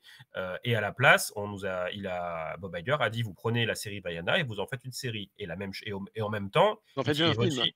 Et vous en faites un film, pardon. Et en même temps, il y a aussi Vice Versa 2 qui n'était pas censé être le Pixar de 2024. C'était Elio, le Pixar de 2024, qui va sortir du coup en 2025. Je l'avais oublié celui-là. Je l'avais totalement oublié. En 2024, on aurait dû avoir Elio. Le film devait sortir au printemps de l'année dernière. Et finalement, là, pareil, on vire. Et à la place, on va mettre Vice Versa 2 parce qu'on a besoin de renflouer les caisses parce que après les échecs de Buzz l'éclair, etc., c'est pas possible. Il faut des choses. Et il a eu raison parce que Vice Versa 2, c'est le plus gros succès de l'année 2024, tout court, tout film confondu. C'est aussi le plus gros succès pour un film d'animation de tous les temps. Alors, ça l'est plus depuis une semaine parce qu'il y a un film chinois qui est passé devant, mais c'est vraiment un cas particulier. Mais sinon, au moment, il a même dépassé Le Roi Lion de 2019, le remake. Ensuite, on a Vaiana 2, il est troisième. C'est-à-dire qu'en fait, le top des films mondiaux de 2024, de toute façon, c'est Vice Versa 2, Deadpool et Wolverine, qui est un film Marvel, donc, et Vaiana 2. Ça, c'est le top 3 de l'année. Donc, on pourrait difficilement. Voilà. Donc, Bob Iger, pour le coup, a eu du flair, au moins pour sauver comme ça les finances des films cinéma. Ouais, pour choisir son successeur. Voilà. Après, en termes de choix, de qualité, etc., évidemment, on peut toujours débattre. Moi, personnellement, je n'ai pas trouvé que Vaiana 2 était si mauvais que certains voulaient bien le dire. Oui, on peut ressentir le côté un peu épisodique, mais c'était aussi le cas du premier film, honnêtement, alors qu'il a toujours été prévu comme un film. Et vu le succès que c'est, ils ont quand même mis un peu de moyens. Ils ont eu un an pour ajouter des choses. Il y a des chansons quand même sympas, un final avec un climax intéressant. Et voilà, le troisième film sera sûrement meilleur et il n'y aura pas de. Et du coup, pour toi, Disney va continuer à sortir du contenu exclusif Star Wars, Marvel, Disney+ va toujours autant investir finalement dans la plateforme pour du contenu exclusif, que ce soit sous la forme de séries ou de films.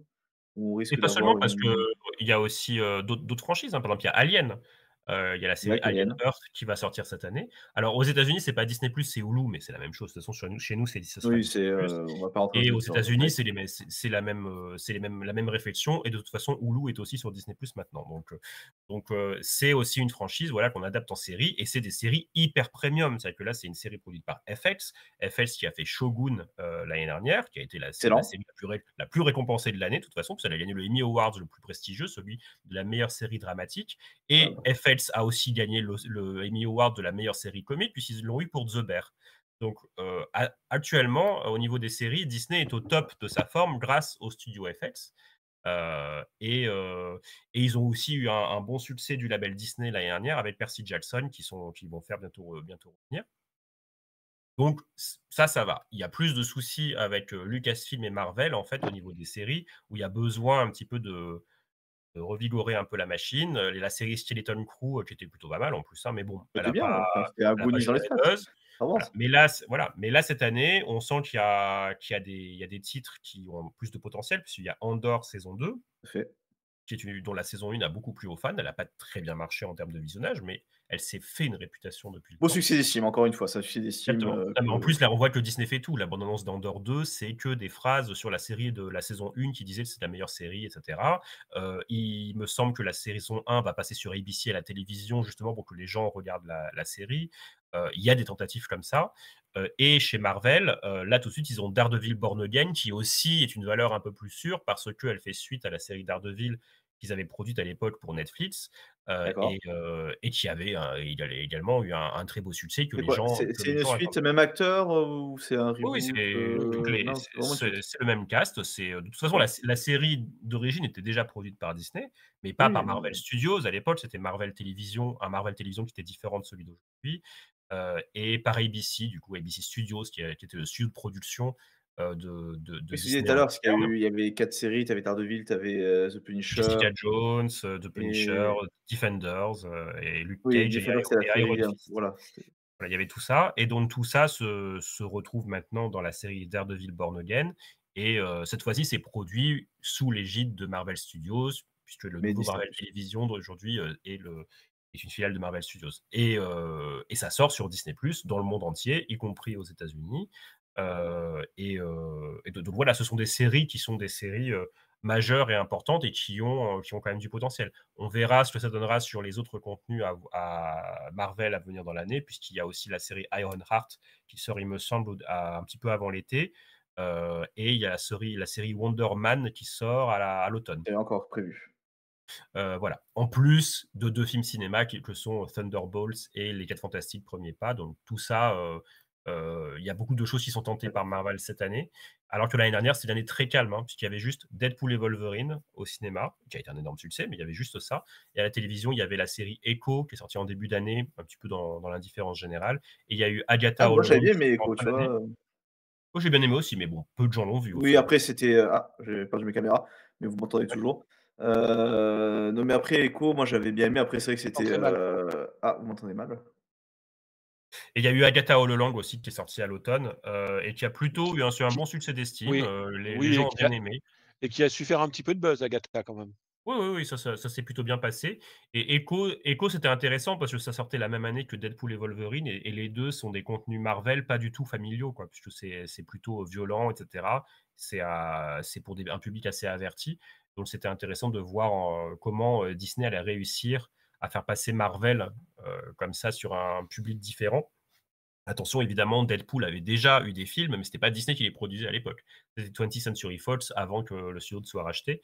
Et pareil, la série Daredevil, vous allez me dire, elle était produite par Disney, mais elle sortait sur Netflix. Personne ne savait que c'était Disney. Encore aujourd'hui, vous avez plein de gens qui pensent que la série Daredevil d'origine était une production Netflix, ce qui n'a jamais été le cas en réalité, puisqu'il y avait même eu une guerre entre Netflix et Amazon pour qui allait récupérer la série Daredevil à l'époque, et elle aurait été la même, peu importe la plateforme où elle serait tombée, et c'était un contrat limité dans le temps, puisqu'ensuite toutes ces séries-là ont ensuite intégré Disney+, et ici pour la série sur Disney+, il n'y a aucun logo de Netflix, tout a été viré parce que Netflix n'a aucun droit Oui, c'est particulier. juste une plateforme de diffusion comme si Exactement.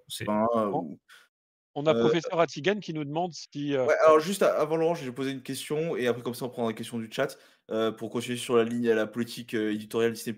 J'ai vu que notamment tu as ESPN qui a été diffusé en Angleterre, c'est ce que tu disais David, je pense? Non, en fait, c'est en Australie, en Nouvelle-Zélande. En En fait, Australie. ils rajoutent l'onglet ESPN dessus. C'est Sachant que quoi la déjà le stratégie cas. de Disney là-dessus? C'est d'intégrer également ESPN comme, dans Disney+, et de pouvoir accéder au sport américain et autres, ou c'est quoi la Alors stratégie derrière? aux États-Unis, c'est totalement ça. Déjà, l'onglet existe déjà, sachant que D'accord. ce sont des contenus de rediffusion, des émissions sportives, etc. On en a plein en fait en France, c'est juste qu'il y a pas d'onglet, mais si vous cherchez des contenus sportifs, vous allez trouver des documentaires, Alors là, etc. on parle de Ce sont des contenus. documentaires et émissions, pas de Exactement. diffusion de matchs ou Par contre, la diffusion des matchs, là, ce n'est pas encore fait. Ce qui est sur Disney+ aux États-Unis, c'est le contenu ESPN+, puisqu'il y a une plateforme qui s'appelle comme ça, et qui d'accord. n'est que des contenus d'émissions, de documentaires, et ça, etc. c'est très Par spécifique contre, au marché, à chacun des marchés. En c'est France, ça, voilà. ça pourra pas être fait comme ça. Mais cette année, ou l'année prochaine, je ne sais plus exactement le délai, mais je crois qu'on y est bientôt, Disney va lancer sa vraie plateforme ESPN, qui sera l'ESPN, qui diffuse des émissions en direct, etc., comme la chaîne actuellement encore Ce sera diffusée en via les plus de différents Disney+, ou si tu as Disney+, tu auras déjà accès? Bah, ce sera comme Hulu, en fait. C'est-à-dire qu'en fait, tu peux avoir l'un D'accord. ou l'autre, et cetera. Mais si tu peux en fait, quand tu auras ton Disney+, tu pourras aller sur ESPN et soit tu es abonné et tu peux voir directement, soit tu ne l'es pas et ça va t'inciter à le devenir. Là, actuellement, si vous allez sur Disney+ aux États-Unis, même si vous n'avez pas Hulu, vous avez l'onglet Hulu, vous allez dans Hulu, il y a des séries qui sont déjà là, comme Shogun, vous pouvez même la regarder. Mais par contre, c'est marqué un aperçu de ce que Hulu peut vous offrir et après, abonnez-vous à Hulu aussi pour avoir accès à tout. Et si vous êtes Zuzu nous déjà abonné à indique, Hulu, pardon, excuse-moi, ouais. Zuzu qu'en Amérique latine, ESPN diffuse des matchs et c'est intégré dans Disney+, mais c'est parce que c'était Star+ avant, du coup, avec le rachat. Oui, Exactement, mais en fait, aux c'est là où je disais, c'est vraiment des marchés bien particuliers. Chaque pays, chaque continent a Est-ce des qu'on règles pourrait bien l'imaginer que ça le devienne aussi bah, un il faudrait jour, Disney+ non, mais il faut diffuse, la Ligue des Champions? Je sais pas. oui, mais il On faudrait pourrait voilà, il l'imaginer? faudrait que Dis il Possible. faudrait que oui, c'est possible. Prime le fait, Non, mais donc tout est possible, mais après c'est des questions de montant.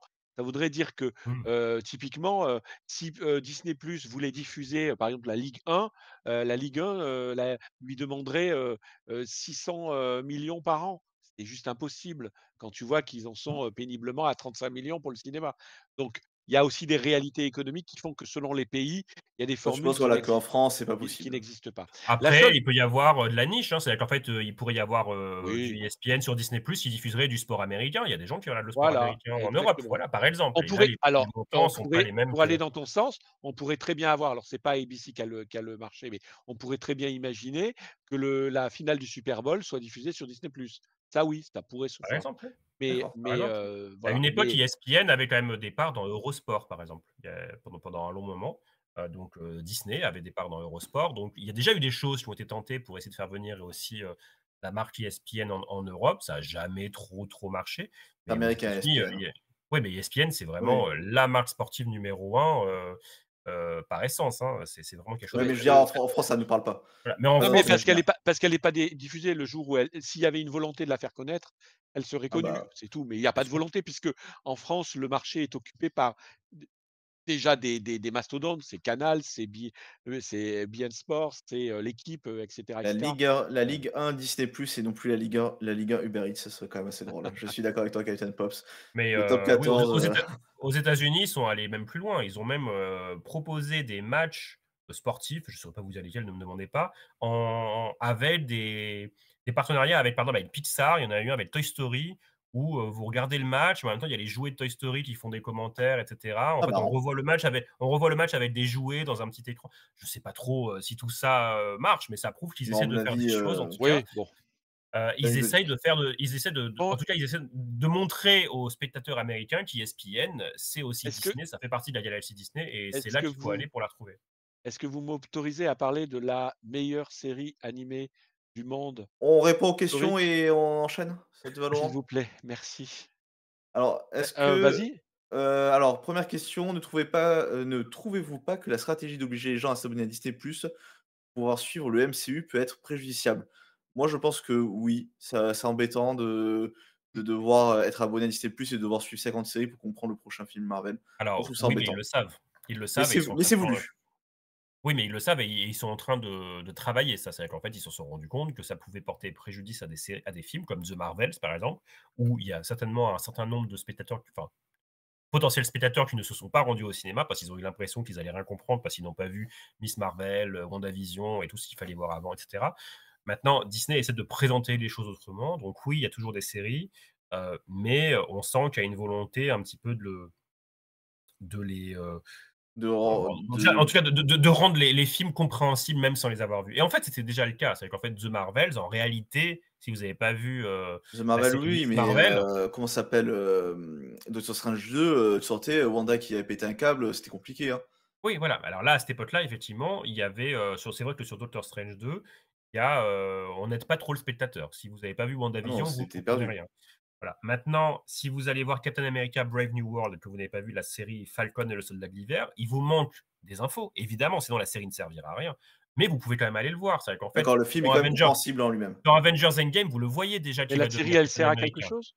Bien sûr, elle sert à quelque chose puisqu'on voit tout son parcours, comment il accepte et il accepte de reprendre ce rôle-là et cetera. Donc il se passe des choses, mais si vous l'avez pas vu, bah, vous l'avez pas vu et au mieux, ça peut vous faire dire: «Bah, tiens, j'ai bien aimé le film, je vais aller voir la série, elle est toujours là, donc vous pouvez aller la voir» et ça vous apporte des infos. Il Oui, faut que ce soit dans ce sens-là, il faut que les séries se Soit un sentent comme des plus, mais éléments pas indispensable. complémentaires. voilà, des plus complémentaires à regarder, mais vous n'êtes pas obligé de tout voir. Et puis, il y a aussi le fait que la production de Disney+ se veut être réduite au global. On a parlé de l'animation, etc. Pour l'instant, il n'y a rien de concrètement visible pour Marvel et Star Wars, mais peut-être parce que c'est un peu trop tôt, puisque les décisions, une fois qu'elles sont prises, il faut des années avant d'en voir les effets. En effet, il n'y a rien dans les roadmaps. Voilà, ça ne m'étonnerait pas qu'après la sortie d'Avengers Secret Wars, qui sera donc le 6e Avengers en 2027, donc il y a d'abord Doomsday l'année prochaine et ensuite il y aura Secret Wars. Secret Wars, dans les comics, de base, c'est quand même quelque chose qui remet un peu toutes les choses à plat. C'est-à-dire qu'en fait, on mélange tous les univers, machin, on en fait un nouvel univers qui repart à zéro. C'est le bordel.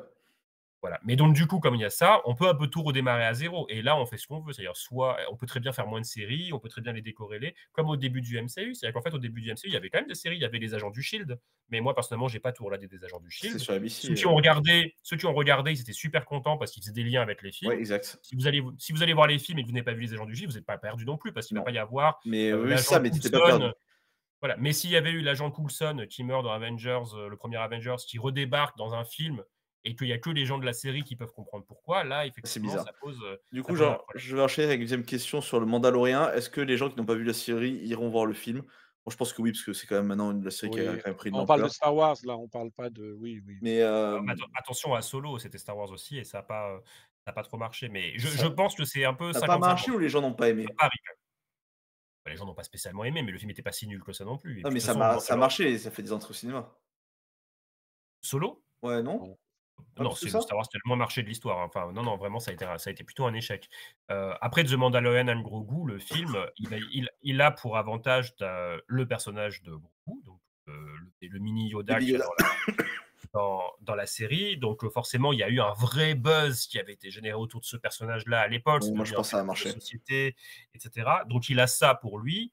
Mais son inconvénient, c'est que tout le monde n'a pas regardé tout Mandalorian et qu'effectivement, il peut y avoir des gens qui se disent « Oh non !» Moi, personnellement, j'ai pas aimé la saison 3 plus que ça. Je trouvais que ça commençait à être bien long, tout ça. En plus, entre la 2 et la 3, il y avait Boba Fett qu'il fallait voir et il fallait vraiment la voir. Boba Fett, il fallait s'accrocher en plus pour la regarder. Mais en plus, il fallait vraiment la voir parce que dedans, il y a 2 épisodes qui n'ont rien à voir avec Boba Fett où on ne suit que le Mandalorian. Ouais, mais ça, c'est n'importe quoi.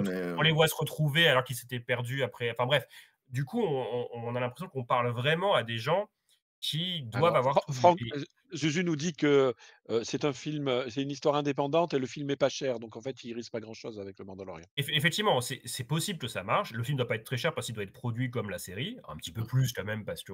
Oui, bah quand même. Il y a un climax. Vaiana, quoi. Voilà, un Vaiana 2. Donc on va voir, mais c'est pas là que réside le futur de Star Wars au cinéma. C'est-à-dire que ça, c'est un film facile. Il peut rapporter de l'argent facile grâce au personnage, mais ensuite, les vrais films qu'on attend au tournant, ce sont les films qui viendront après, avec le retour de Rey, etc. Il y a des films qui sont prévus avec plus de budget, des vraies attentes. On verra si ça marche. Mais Ou la Haute République. Ou la Haute République, tout à fait. C'est du coup pas prévu. Non, c'est pas du tout prévu. Je veux pas lancer le drame. Bon, est-ce que je peux parler Tu peux parler de ta série. C'est vrai que sinon, je voulais juste dire un dernier truc sur Star Wars, c'est que les gens s'inquiètent beaucoup enfin s'inquiètent entre guillemets, de l'année de Star Wars au cinéma, mais après c'est pas plus mal parfois qu'il y ait du temps entre deux sagas. Il faut du temps. Ça permet de créer l'envie. Et en attendant, Disney a des choses. Ils ont Alien, La Planète des Singes et surtout Avatar. Il y a Avatar 3 qui sort à la fin de l'année. Il y a le 4 ensuite qui sortira 2 ans après. Bref, ils ont des cartouches qui font qu'ils peuvent se permettre d'attendre pour Star Wars quand même. Tu as dit bref, du coup tu voulais parler de bref, c'est ça Laurent? Non, je ne voulais pas parler de bref, je voulais parler de la meilleure série mondiale, universelle, de tous les temps. Sur Disney+. La plus forte série, l'arrivée de la plus forte série de la pop culture. On se calme. Lost? Non, je veux parler évidemment de One Piece, avec la saison 1 qui est arrivée sur Disney+. La saison 1 qui arrive sur Disney+, avec la VF, d'accord? Donc, évidemment... Moi, j'y connais rien. Pourquoi tu le précises? C'est pas évident? Non, c'est pas fatalement évident. Il y a des plateformes qui l'ont sans VF parce que en fait, Amazon Prime, il me semble, parce que j'avais essayé de le regarder sur Amazon Prime, c'est sans la VF. Je vais juste essayer d'expliquer parce que je suis un fan absolu de One Piece et que j'ai la réponse à donner à David. Il faut savoir que One Piece, c'est la plateforme ADN qui a les droits en premier, historique. C'est la première qui a cru. Et donc, évidemment, elle se garde précieusement la VF, en fait. Et donc, lorsqu'ils vendent les droits, le fait d'avoir la VF n'est pas acquis comme ça. Il faut vraiment qu'il y ait derrière un gros chèque. Et pour tous les C'est la même fans, VF du coup. Tu as vérifié? C'est la même VF? exactement, Ils c'est ont la pas même VF. redoublé la série? Non, d'accord. Non, c'est la même VF. Et puis également, il faut savoir que la seule plateforme qui a l'intégralité des séries, des saisons avec la VF est la plateforme ADN, et que je vous invite à voir si vous adorez les animes. C'est une plateforme française, j'insiste. Donc pour tout ça, pour vous dire que Disney+ frappe un grand coup en intégrant l'anime numéro 1 mondial, À le partir manga. de. Ça Là, y est, c'est la il y est. saison 1. Là, ça y est, elle Ah, y ça est y est, c'est dessus. parti. Et moi, alors, je vais être très simple. Le regarder, c'est en devenir un fan absolu. Je Dites-vous note. simplement, Je regarderai, promis. dites-vous simplement que derrière, dès que vous aurez recommencé la saison 1 et ses épisodes, il y en a ensuite près de 980 qui vous attendent Mais là, tu derrière. décourages les gens. Voilà, Là. ça Parce décourage. que, mais non, justement, c'est que c'est tellement addictif que vous allez pouvoir vous rassasier Ouais, quotidiennement mais j'ai pas envie de de passer toute ma vie, c'est votre. ça. Voilà. Donc, Oui, Mais ouais, je alors, regarde, mais promis, je vais quand même regarder parce que alors après, je Disney+, sais pas en effet, c'est important, c'est dit dans le chat, c'est qu'un simple diffuseur, c'est pas du tout producteur, c'est le diffuseur. ah, bien sûr. évidemment, Voilà, évidemment, on est évidemment. d'accord. Et C'est One Piece, de toute façon, bah, c'est toujours c'est pas fini le manga, c'est vrai, ça continue à se Bien sûr. développer. Mais ce sont des contrats, même si c'est juste un simple diffuseur, c'est des choses importantes. En Ah oui, France, Ah oui, non, mais parce c'est que moi, sûr. Laurent, ça fait des années que tu me dis de Ça peut être un regarder One déclencheur Piece, d'achat, mais tu me pas dis, d'abonnement. abonne-toi à ADN. Désolé, je vais pas m'abonner à une plateforme d'animé, j'en regarde aucun, juste pour voir si par hasard One Piece va me plaire. Donc Mais là, c'est je une pensais porte d'entrée. non, mais benoîtement, je pensais que rien que le fait de vouloir me faire plaisir, tu allais le faire, quoi, tu vois. Oui, oui. Voilà, c'est tout. Ensuite, il y a One Piece sur Netflix, machin, mais ça commence à l'épisode 40 000. Oui, voilà, Donc bref, exactement. on n'est pas aidé quoi quand on veut vraiment découvrir la Je suis série. d'accord. Et là, le fait que ce soit sur Disney+, En français. vraiment, oui, en plus en français. Bon après, ça me dérange pas. Je pourrais le regarder en VO aussi, il fallait. Mais ce que je veux, c'est que le fait de l'avoir vu dans le bandeau aujourd'hui, vraiment, la seule chose qui a fait que j'ai pas regardé, c'est parce que je voulais finir la série Gagné ou Perdu de Pixar avant. Et sinon, j'étais sur le point de cliquer dessus, de me dire, bon, allez, on va voir quand même, parce que là, c'est là. J'ai payé cette plateforme, mais on me la propose, cette série, donc je vais la regarder. Est-ce que je vais aimer, est-ce que je vais poursuivre, ça, j'en sais rien.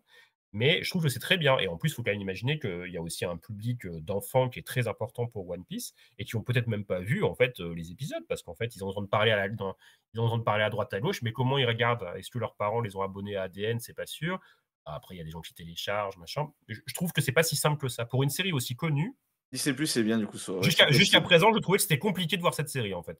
Voilà. Alors que là, maintenant, elle est sur une plateforme que tout le monde connaît, que quasiment toutes les familles françaises ont. Et on peut espérer voilà. que les saisons arrivent dans l'ordre et qu'elles soient à terme toutes là, franchement, qu'est-ce qui ferait qu'ils ne poursuivent pas? Ce serait vraiment que genre il n'y ait personne qui regarde, mais ce serait étonnant puisqu'on est en train de dire que c'est une série extrêmement populaire. Ou alors ça devienne trop cher, j'en sais rien, et que Disney se dise bon, au final, ça ne nous rapporte pas tant de ça de mettre ça. Mais je confirme parce que Juju m'a donné le doute, c'est bien que ADN qui a la VF, c'est vraiment une exclusivité. C'est uniquement ADN qui a la VF en France. Hein. Et Disney+, du coup, mais ADN a l'intégralité des saisons. Oui, jusqu'aux épisodes les plus récents. Et là, il y a combien de saisons là? On sait? Il y a combien de saisons? Je sais qu'il y a 1000 épisodes ou un truc comme ça, mais bon, c'est saisonnier, il y a des saisons là-dedans ou c'est tout le temps? Il y a des arcs, c'est pas des saisons, il y a des arcs en fait. Et là, par exemple, 60. Oui, mais par exemple, là, il y a 60 ou 61. C'est le premier arc. C'est le premier arc. C'est comme une saison. C'est une saison finalement, ça continue. Oui, ça vaut une saison.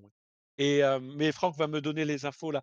Et qu'est-ce que je veux dire et ADN, parce que je continue à faire de la pub pour cette toute petite plateforme française, propose les épisodes en H24 par rapport au Japon et évidemment sous-titré japonais puisque là ils n'ont pas encore le temps de les doubler. Oui. On a une question dans le chat. Est-ce qu'il y a d'autres contenus simplement diffusés comme One Piece, c'est-à-dire où Disney n'est pas producteur? Justement, on en parlait tout à l'heure, David. Mister à Venise, par exemple, des films. Non, Mister à Venise, c'est un film Disney Saturé.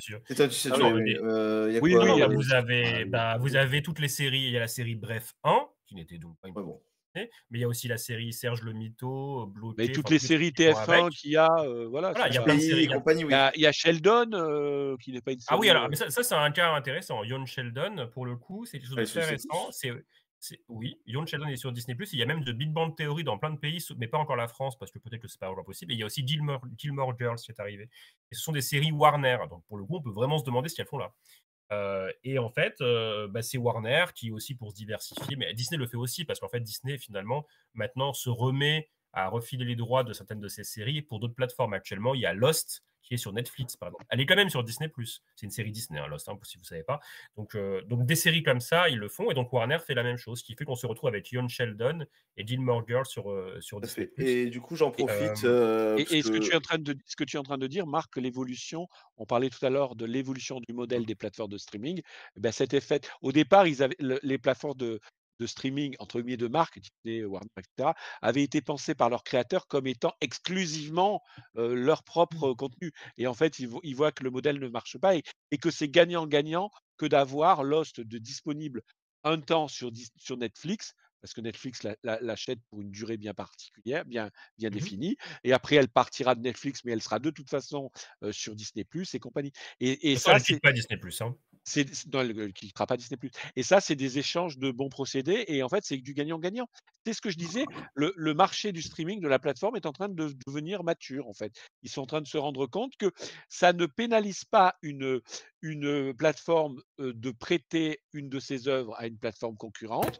De la même façon, avoir chez soi une œuvre d'une plateforme concurrente est un plus et ne vient pas diminuer l'aura de ta plateforme. Après, ça dépend, je pense. Je pense qu'en fait, ça dépend d'à quel point l'œuvre en question est identifiée à la plateforme en question. Puisque, par exemple, je n'imagine absolument pas Netflix filer Stranger Things à Disney+.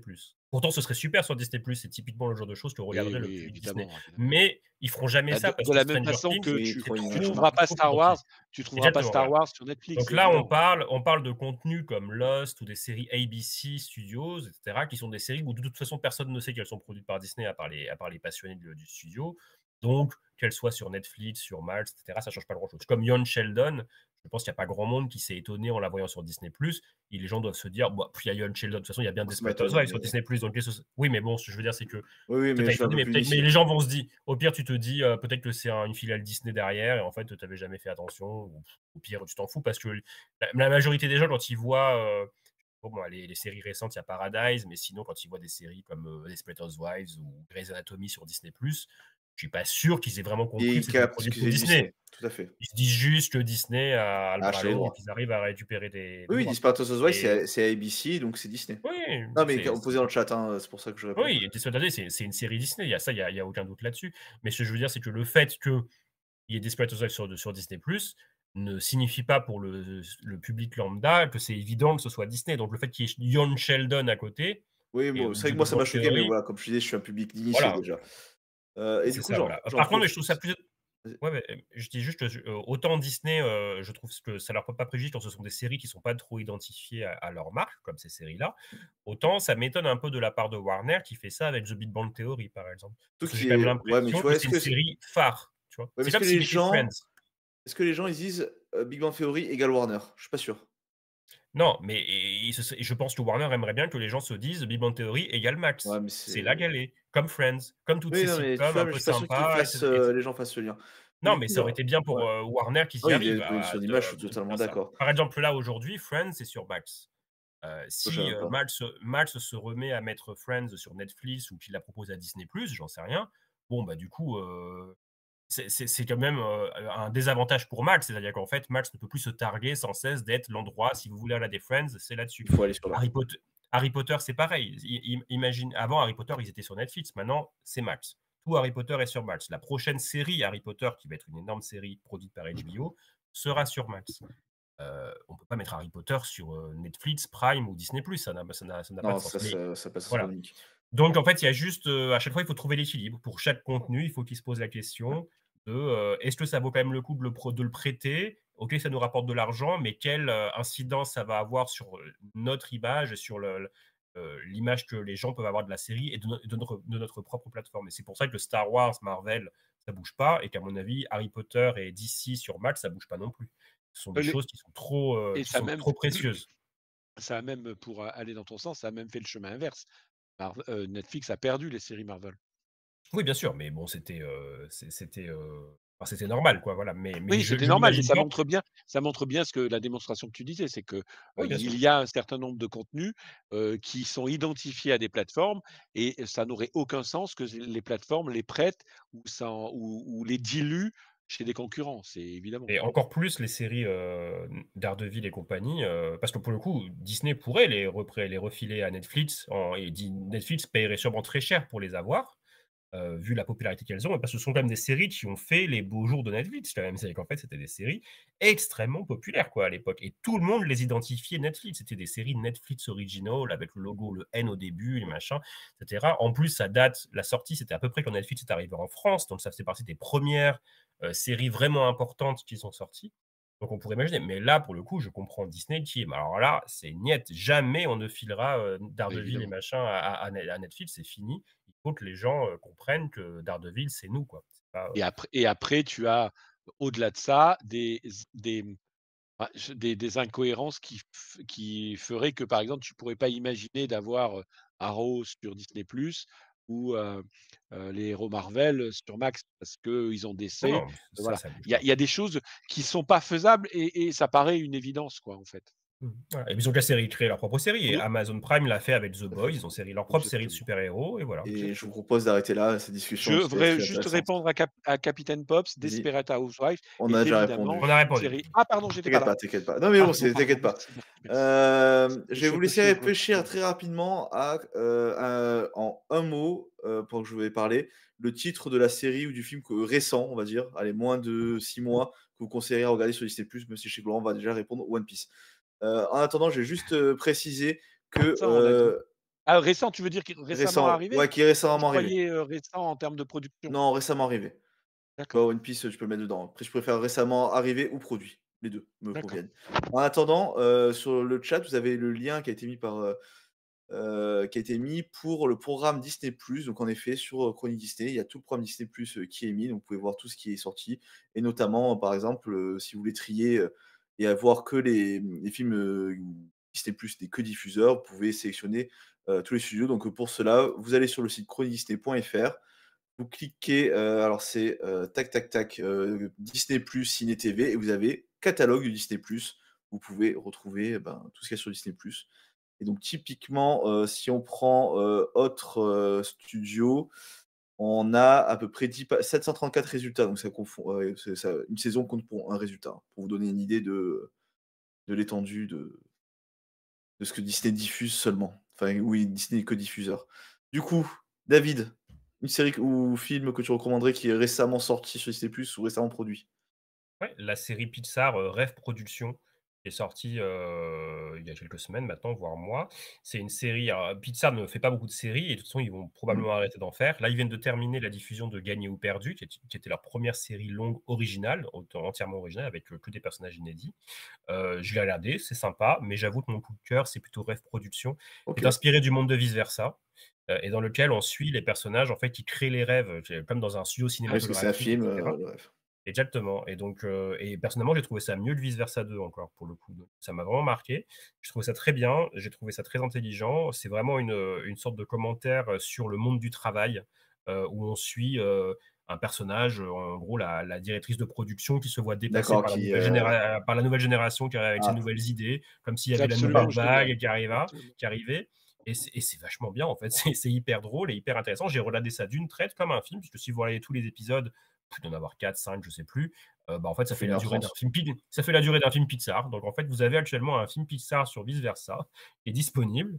Ça s'appelle Rêve Donc, Productions et c'est vraiment très allez le bien. voir. Et c'est plus Laurent? original et ça va plus loin, que pour le coup, que Vice Versa 2 qui est une simple Ouais. continuité du premier. Alors comme, David m'a grillé la priorité avec Rêve Productions, Ah mince! je vais tomber C'est sur vraiment ce que tu voulais dire? oui, oui, oui, Rêve Ah, bah, Productions était c'est intéressant de se rendre compte quand même, c'est celle qui nous a non, tous non, mais marqués. c'est vrai que c'est une série qui est absolument et pour peu, enfin, le monde du travail est tellement décrit de façon ahurissante, je trouve ça absolument génial. Mais je vais parler d'une autre série que moi j'ai adorée personnellement parce qu'elle a résonné en moi, c'est Skeleton Crew, qui est pour moi le Goonies, De Star des Wars. stu des de Star Wars et des studios Disney. C'est également une série qu'on peut voir, enfin, d'une traite quasiment, hein, ça fait un long Mmh. Star Wars, on va dire. C'est, bien joué, on n'a pas besoin de grosso modo connaître énormément de choses de l'univers Star Wars pour la Quasiment découvrir. rien même, hein. Il n'empêche qu'on est quand même dans du Star Wars, il y a que Star Wars qui peut faire ça. Franchement, je la conseille parce que c'est prenant, les mobs sont attachants, l'histoire, se tient, les bestioles sont marrantes à voir. Le méchant est un vrai méchant, enfin Oh, elle est excellente. et derrière, il y a un vrai discours et puis c'est les Goonies, hein, clairement, il faut pour ceux qui ont adoré ou qui considèrent que les Goonies est le film de leur adolescence culte, allez voir, cette série. Voilà. Avec Laurent qui vante une production Star Wars, c'est rare, je suis d'accord. Bah, j'ai quand même épousé un fan de Star Wars, hein, donc au bout d'un moment, ça commence à déteint, ça infuser déteint. sur moi, quoi. Bah, moi, j'ai pas trop j'ai recommandé Bref 2 qui est quand même une très belle série et de très grande qualité. Donc, moi, je la recommande, voilà. Mais si je suis d'accord avec vos 2 recommandations également.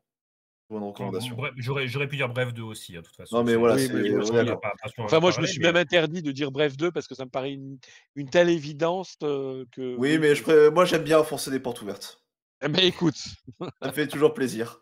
Du coup, on arrive sur la fin de l'émission. Donc, je vais ouvrir mon petit côté actu qui va être encore une fois très tourné parc, puisqu'on a eu quelques annonces, cette semaine lors d'une conférence dont David, doit se rappeler le nom de façon très précise, South by Southwest, là, c'était ça? Voilà, c'est ça, merci. Le Parce que c'est qui est pas du tout une S6 conférence Star Wars. là. Mais du coup, voilà, on a eu droit à quelques annonces là-dessus et donc, en termes j'ai fermé la page forcément, j'ai écrit les choses, c'est quand même incroyable. J'avais noté, 3 petits points. Donc, les images de la gare d'embarquement du futur, roller coaster, basé sur Monster et compagnie qui arrivera au Disney Hollywood Studios à Walt Disney World Resort, qui est assez impressionnante, hein, parce que c'est un inverted coaster et on voit en effet comment les trains devraient évoluer et franchement ça vaut le coup d'œil. On voit que Disney, arrive encore à faire de la technique, qui est au service du storytelling. Moi je trouve ça très agréable. Que c'est pas de la technique pour la technique, donc c'est plutôt chouette. On a vu également les véhicules où pareil la technique évolue, les véhicules de la future attraction Cars, qui sera à Frontierland, au Disneyland Park à Disneyland Resort. Pardon? Au Magic Kingdom à Pardon, Magic Kingdom, oui, non, je me fatiguais. Où on a vu en effet, les véhicules et une nouvelle version de la technologie, c'est l'évolution de Test Track, oh non, c'est même pas parce que si, c'est l'ancêtre, le dinosaure quoi, on va dire. Mais voilà, toujours très impressionnant. Ça fait penser plutôt à la technologie d'Indiana Jones Adventure et Dinosaur. Ah toi tu as plus, avec le fait d'avoir des véhicules qui C'est vrai que tu as le côté véhicules qui, vont bouger aussi sur eux-mêmes, c'est vrai que tu as ce côté-là. Mais voilà, c'est l'évolution de toutes ces technologies-là. Donc pareil, toujours encore la technologie, pour le storytelling et enfin il y a le Stark Flight Lab? Ouais, je sais plus le nom C'est exact, ça, mais je bon là, crois, c'est non? l'attraction Iron Man, Tout à fait, d'Avengers Campus à Disneyland en Californie. Pareil, nouvelle, où la technologie, on voit que ça évolue, hein, parce que c'est, alors comment tu appelles ça? Un robot coaster à la base? Ça ressemble un peu à ça, enfin voilà, c'est je vais la faire avec simple le pour les bras, Français, c'est Danse avec les robots sur des rails. Ouais, mais dans ce cas, ouais, non, sur des bras c'est un peu ça, hein, quand même, hein. En plus, ils montrent aussi qu'ils vont les faire danser, etc. Donc voilà, mais sur des rails, ils vont se déplacer. J'aime le sens de la vente et du résumé de David. Ouais, j'essaie de vendre du rêve. Les sièges sont tenus par des bras comme ça qui vont faire se déplacer les gens. Ouais, mais ça, c'était déjà fait aussi dans Forbidden Journey à Universal, dans ce cas. Oui, voilà. Harry Potter. Mais voilà, donc nouvelle attraction qui devrait arriver à Avengers Campus. Est-ce que vous avez repéré des actualités il y a moins de 2 semaines, ont marqué ou pas? Tout sujet confondu, Sujet. Non, Juste écoute, là, ça me vient pas. Il y a toute la promo de Blanche-Neige qui bat son plein. Il y a celle de Lilo et Stitch qui a démarré aujourd'hui. Pour Blanche-Neige, ils ont fait la promo, notamment au Japon, où ils ont fait venir Rachel Zegler, l'actrice principale. Et là, j'ai lu que l'avant-première londonienne était annulée et que l'avant-première américaine à Hollywood était sacrément réduite, parce qu'ils ont envie de s'éviter les polémiques liées aux 2 actrices principales, Gal Gadot et Rachel Zegler. Donc a priori, il n'y aura pas toute la presse, il n'y aura que des gens sélectionnés, D'accord. un tapis rouge très simple, etc. Parce qu'ils ont envie de s'éviter des manifestations soit pro-palestiniennes, soit pro-israéliennes. Donc, pour éviter... Gal Gadot est israélienne et Rachel Zegler est très vocalement pro-palestinienne. Alors les deux s'entendent visiblement suffisamment bien pour jouer dans le même film et faire toute la promo, à moins que ce soit forcément aussi pour le film, quoi. Mais malheureusement, ça dépeint un petit, ça tâche un petit peu là actuellement la promo, sachant que Blanche-Neige, c'est un film qui a des difficultés depuis un bon moment au niveau de sa promo, parce que les gens lui reprochent son actrice principale parce qu'elle n'est pas blanche. Les gens vont On va pas rentrer dans le détail là, et on va pas le détail maintenant parce que je te dirai pourquoi après. On en parlera sur le moment, mais en tout cas, là, il y a un vrai sujet. Et ils ont sorti une chanson qui semble, pour le coup, un petit peu raviver un peu la flamme, en tout cas chez pas mal de monde. C'est bien ça. La chanson est vraiment très très bien, quoi. C'est une chanson de Pasek et Paul qui ont composé The Greatest Showman, La La Land, etc. Et c'est une super chanson. Si vous ne l'avez pas entendue, ça s'appelle Waiting on a Wish. Il y a déjà la version française qui est aussi sortie. Il suffirait d'un souhait. Et c'est vraiment une très très belle chanson, quoi. Donc, allez l'écouter. Ça donne envie, quoi. Laurent, une actu? Pas? Ouais, moi, deux événements qui m'ont marqué, c'est 2 anniversaires. C'est l'annonce des festivités du 20e anniversaire d'Hong Kong Disneyland, avec des choses très très sympas. Et Hong Kong Disneyland, qui longtemps a été considéré comme un parc négligeable et simple copie, etc., est vraiment un resort à aller faire. Je vous le conseille vraiment. Et il a encore plus de raisons d'être fait. Et puis également un anniversaire que j'ai trouvé juste dingue, c'est les 30 ans de Indiana Jones Adventure, c'est comme ça qu'on le dit? Oui, c'était l'année dernière, non? Donc c'est pas 94? Je sais plus. Non, non, c'est non. récent. Non, c'est c'est cette année, hein. non, c'est cette année. De mémoire, c'était, il fête en 25 Indiana Jones Adventure. Non, Il a ses 30 ans cette année, en fait. Et je trouve juste génial parce qu'il faut quand même se rendre compte que cette attraction a quand même placé la barre très, très haute à l'époque et elle reste juste Et la barre reste génialissime. très haute. Voilà, et elle reste juste ouverture le 13 mars. Ouais, c'est demain. C'est demain. C'est demain. Elle est juste génialissime à faire. Donc si vous avez l'occasion d'aller à Disneyland Park en Californie, n'hésitez pas. C'est Sachant juste qu'il n'y a pas que là. Il y a une copie à Tokyo, tout à fait. Il y a une copie à Tokyo. Il y a une version à Tokyo. Et ils sont en train d'en construire une à Disney Animal Kingdom en Floride. Il y avait différente encore. une copie de copie avec dinosaures. Pour en faire voilà, mais donc à la place, on va avoir une attraction Indiana Jones qui sera dans le même principe, mais par contre une attraction qui sera quand même avec des thématiques différentes. Ouais, voilà. Qui sera différente, tout à fait. Mais Indiana Jones. Donc... Mais Indiana Jones quand même, et toujours les mêmes véhicules. Voilà. Dans la même ligne, quoi. Bon bah écoute, c'est plutôt clair. Du coup, je propose de passer au planning. Avec notamment Olivier qui va continuer les jeux demain. Puisqu'il a fini sa série sur Indiana Jones, justement par Indiana Jones. Donc il va commencer Marvel's Guardians of the Galaxy, ou les Gardiens de la Galaxie, jeu vidéo de Eidos Montréal, édité par Square Enix, qui est sorti en 2021. Et donc les événements se déroulent 12 ans après la terrible guerre galactique qui vit la victoire de la résistance contre les forces de l'infâme Thanos. Donc c'est rendez-vous demain sur cette chaîne pour suivre Olivier et les Gardiens de la Galaxie. Il va devenir un Gardien de la Galaxie, je pense, du coup, non? On va dire Exactement. Ça. Et du coup, pourquoi je voulais pas trop parler de Blanche-Neige, c'est que dans 2 semaines, je vous donne rendez-vous pour le prochain live de Chronique Disney qui sera basé sur Blanche-Neige, qui sera alors sortie au cinéma. Voilà. Dans 2 semaines, à 20h30, comme d'habitude, le mercredi. Le moment préféré de Laurent? La fin, dans la galaxie? Allez. Avec une très belle galaxie. Puisque vous pouvez retrouver Chronique Disney. Alors, à chaque fois j'ai du mal avec le papillon, c'est Blue Sky, hein, c'est ça? Ouais. YouTube, sur Twitch, sur Twitch pour les émissions Chronique Disney Live et Chronique Disney The Game. Vous pouvez retrouver également les rediffusions de nos émissions sur YouTube, mais également en version podcast sur Deezer, Spotify, Ocha. Vous pouvez également nous retrouver sur Letterboxd. Bien sûr, si vous aimez les débats de fans, un peu comme on a eu ce soir, avec des passionnés de l'univers Disney, Star Wars, Marvel, etc. Je vous donne rendez-vous sur le forum Disney Central Plaza, le forum de Chronique Disney. Et en effet, c'est souligné dans le chat, c'est un très joli logo de la galaxie qui a été refait par Olivier, justement. Donc n'hésitez pas à le remercier demain. Et bien sûr, on vous donne rendez-vous sur le site amiral, www.chroniquedisney.fr. Vous pouvez retrouver des critiques, des fiches, des portraits. Je précise, même si les portraits sont des critiques, vous pouvez retrouver tout sur le site chroniquedisney.fr. Et je vais laisser la parole à Laurent pour un dernier Oui, mot. je me permets juste de répondre à C'est pas faux 35 qui nous dit la galaxie a perdu des planètes. Oui, pour ceux qui l'auront remarqué, puisqu'on est parti vraiment sur la pointe des pieds, nous ne sommes plus présents nous n'alimentons plus, nous avons fermé. Nous sommes plus présents sur les réseaux sociaux de la société Meta, c'est-à-dire Facebook, Instagram et Threads. Maintenant, vous nous trouvez sur les réseaux sociaux et essentiellement sur essentiellement sur Blue Sky et sur les autres réseaux sociaux que vient de citer brillamment Romain et essentiellement sur Disney Central Plaza, le forum de Chronique. Voilà. Bah écoutez, en tout cas, je vous remercie de votre participation à cette émission qui a été, comme d'habitude, a toujours un peu débordé, mais pas beaucoup, ça va. Mais On a été bon, très sages là, franchement. franchement, 5 sur 5, à tous les deux. Voire même 6 sur 5 à Laurent. Tu es invité pour la prochaine émission. Ça ira.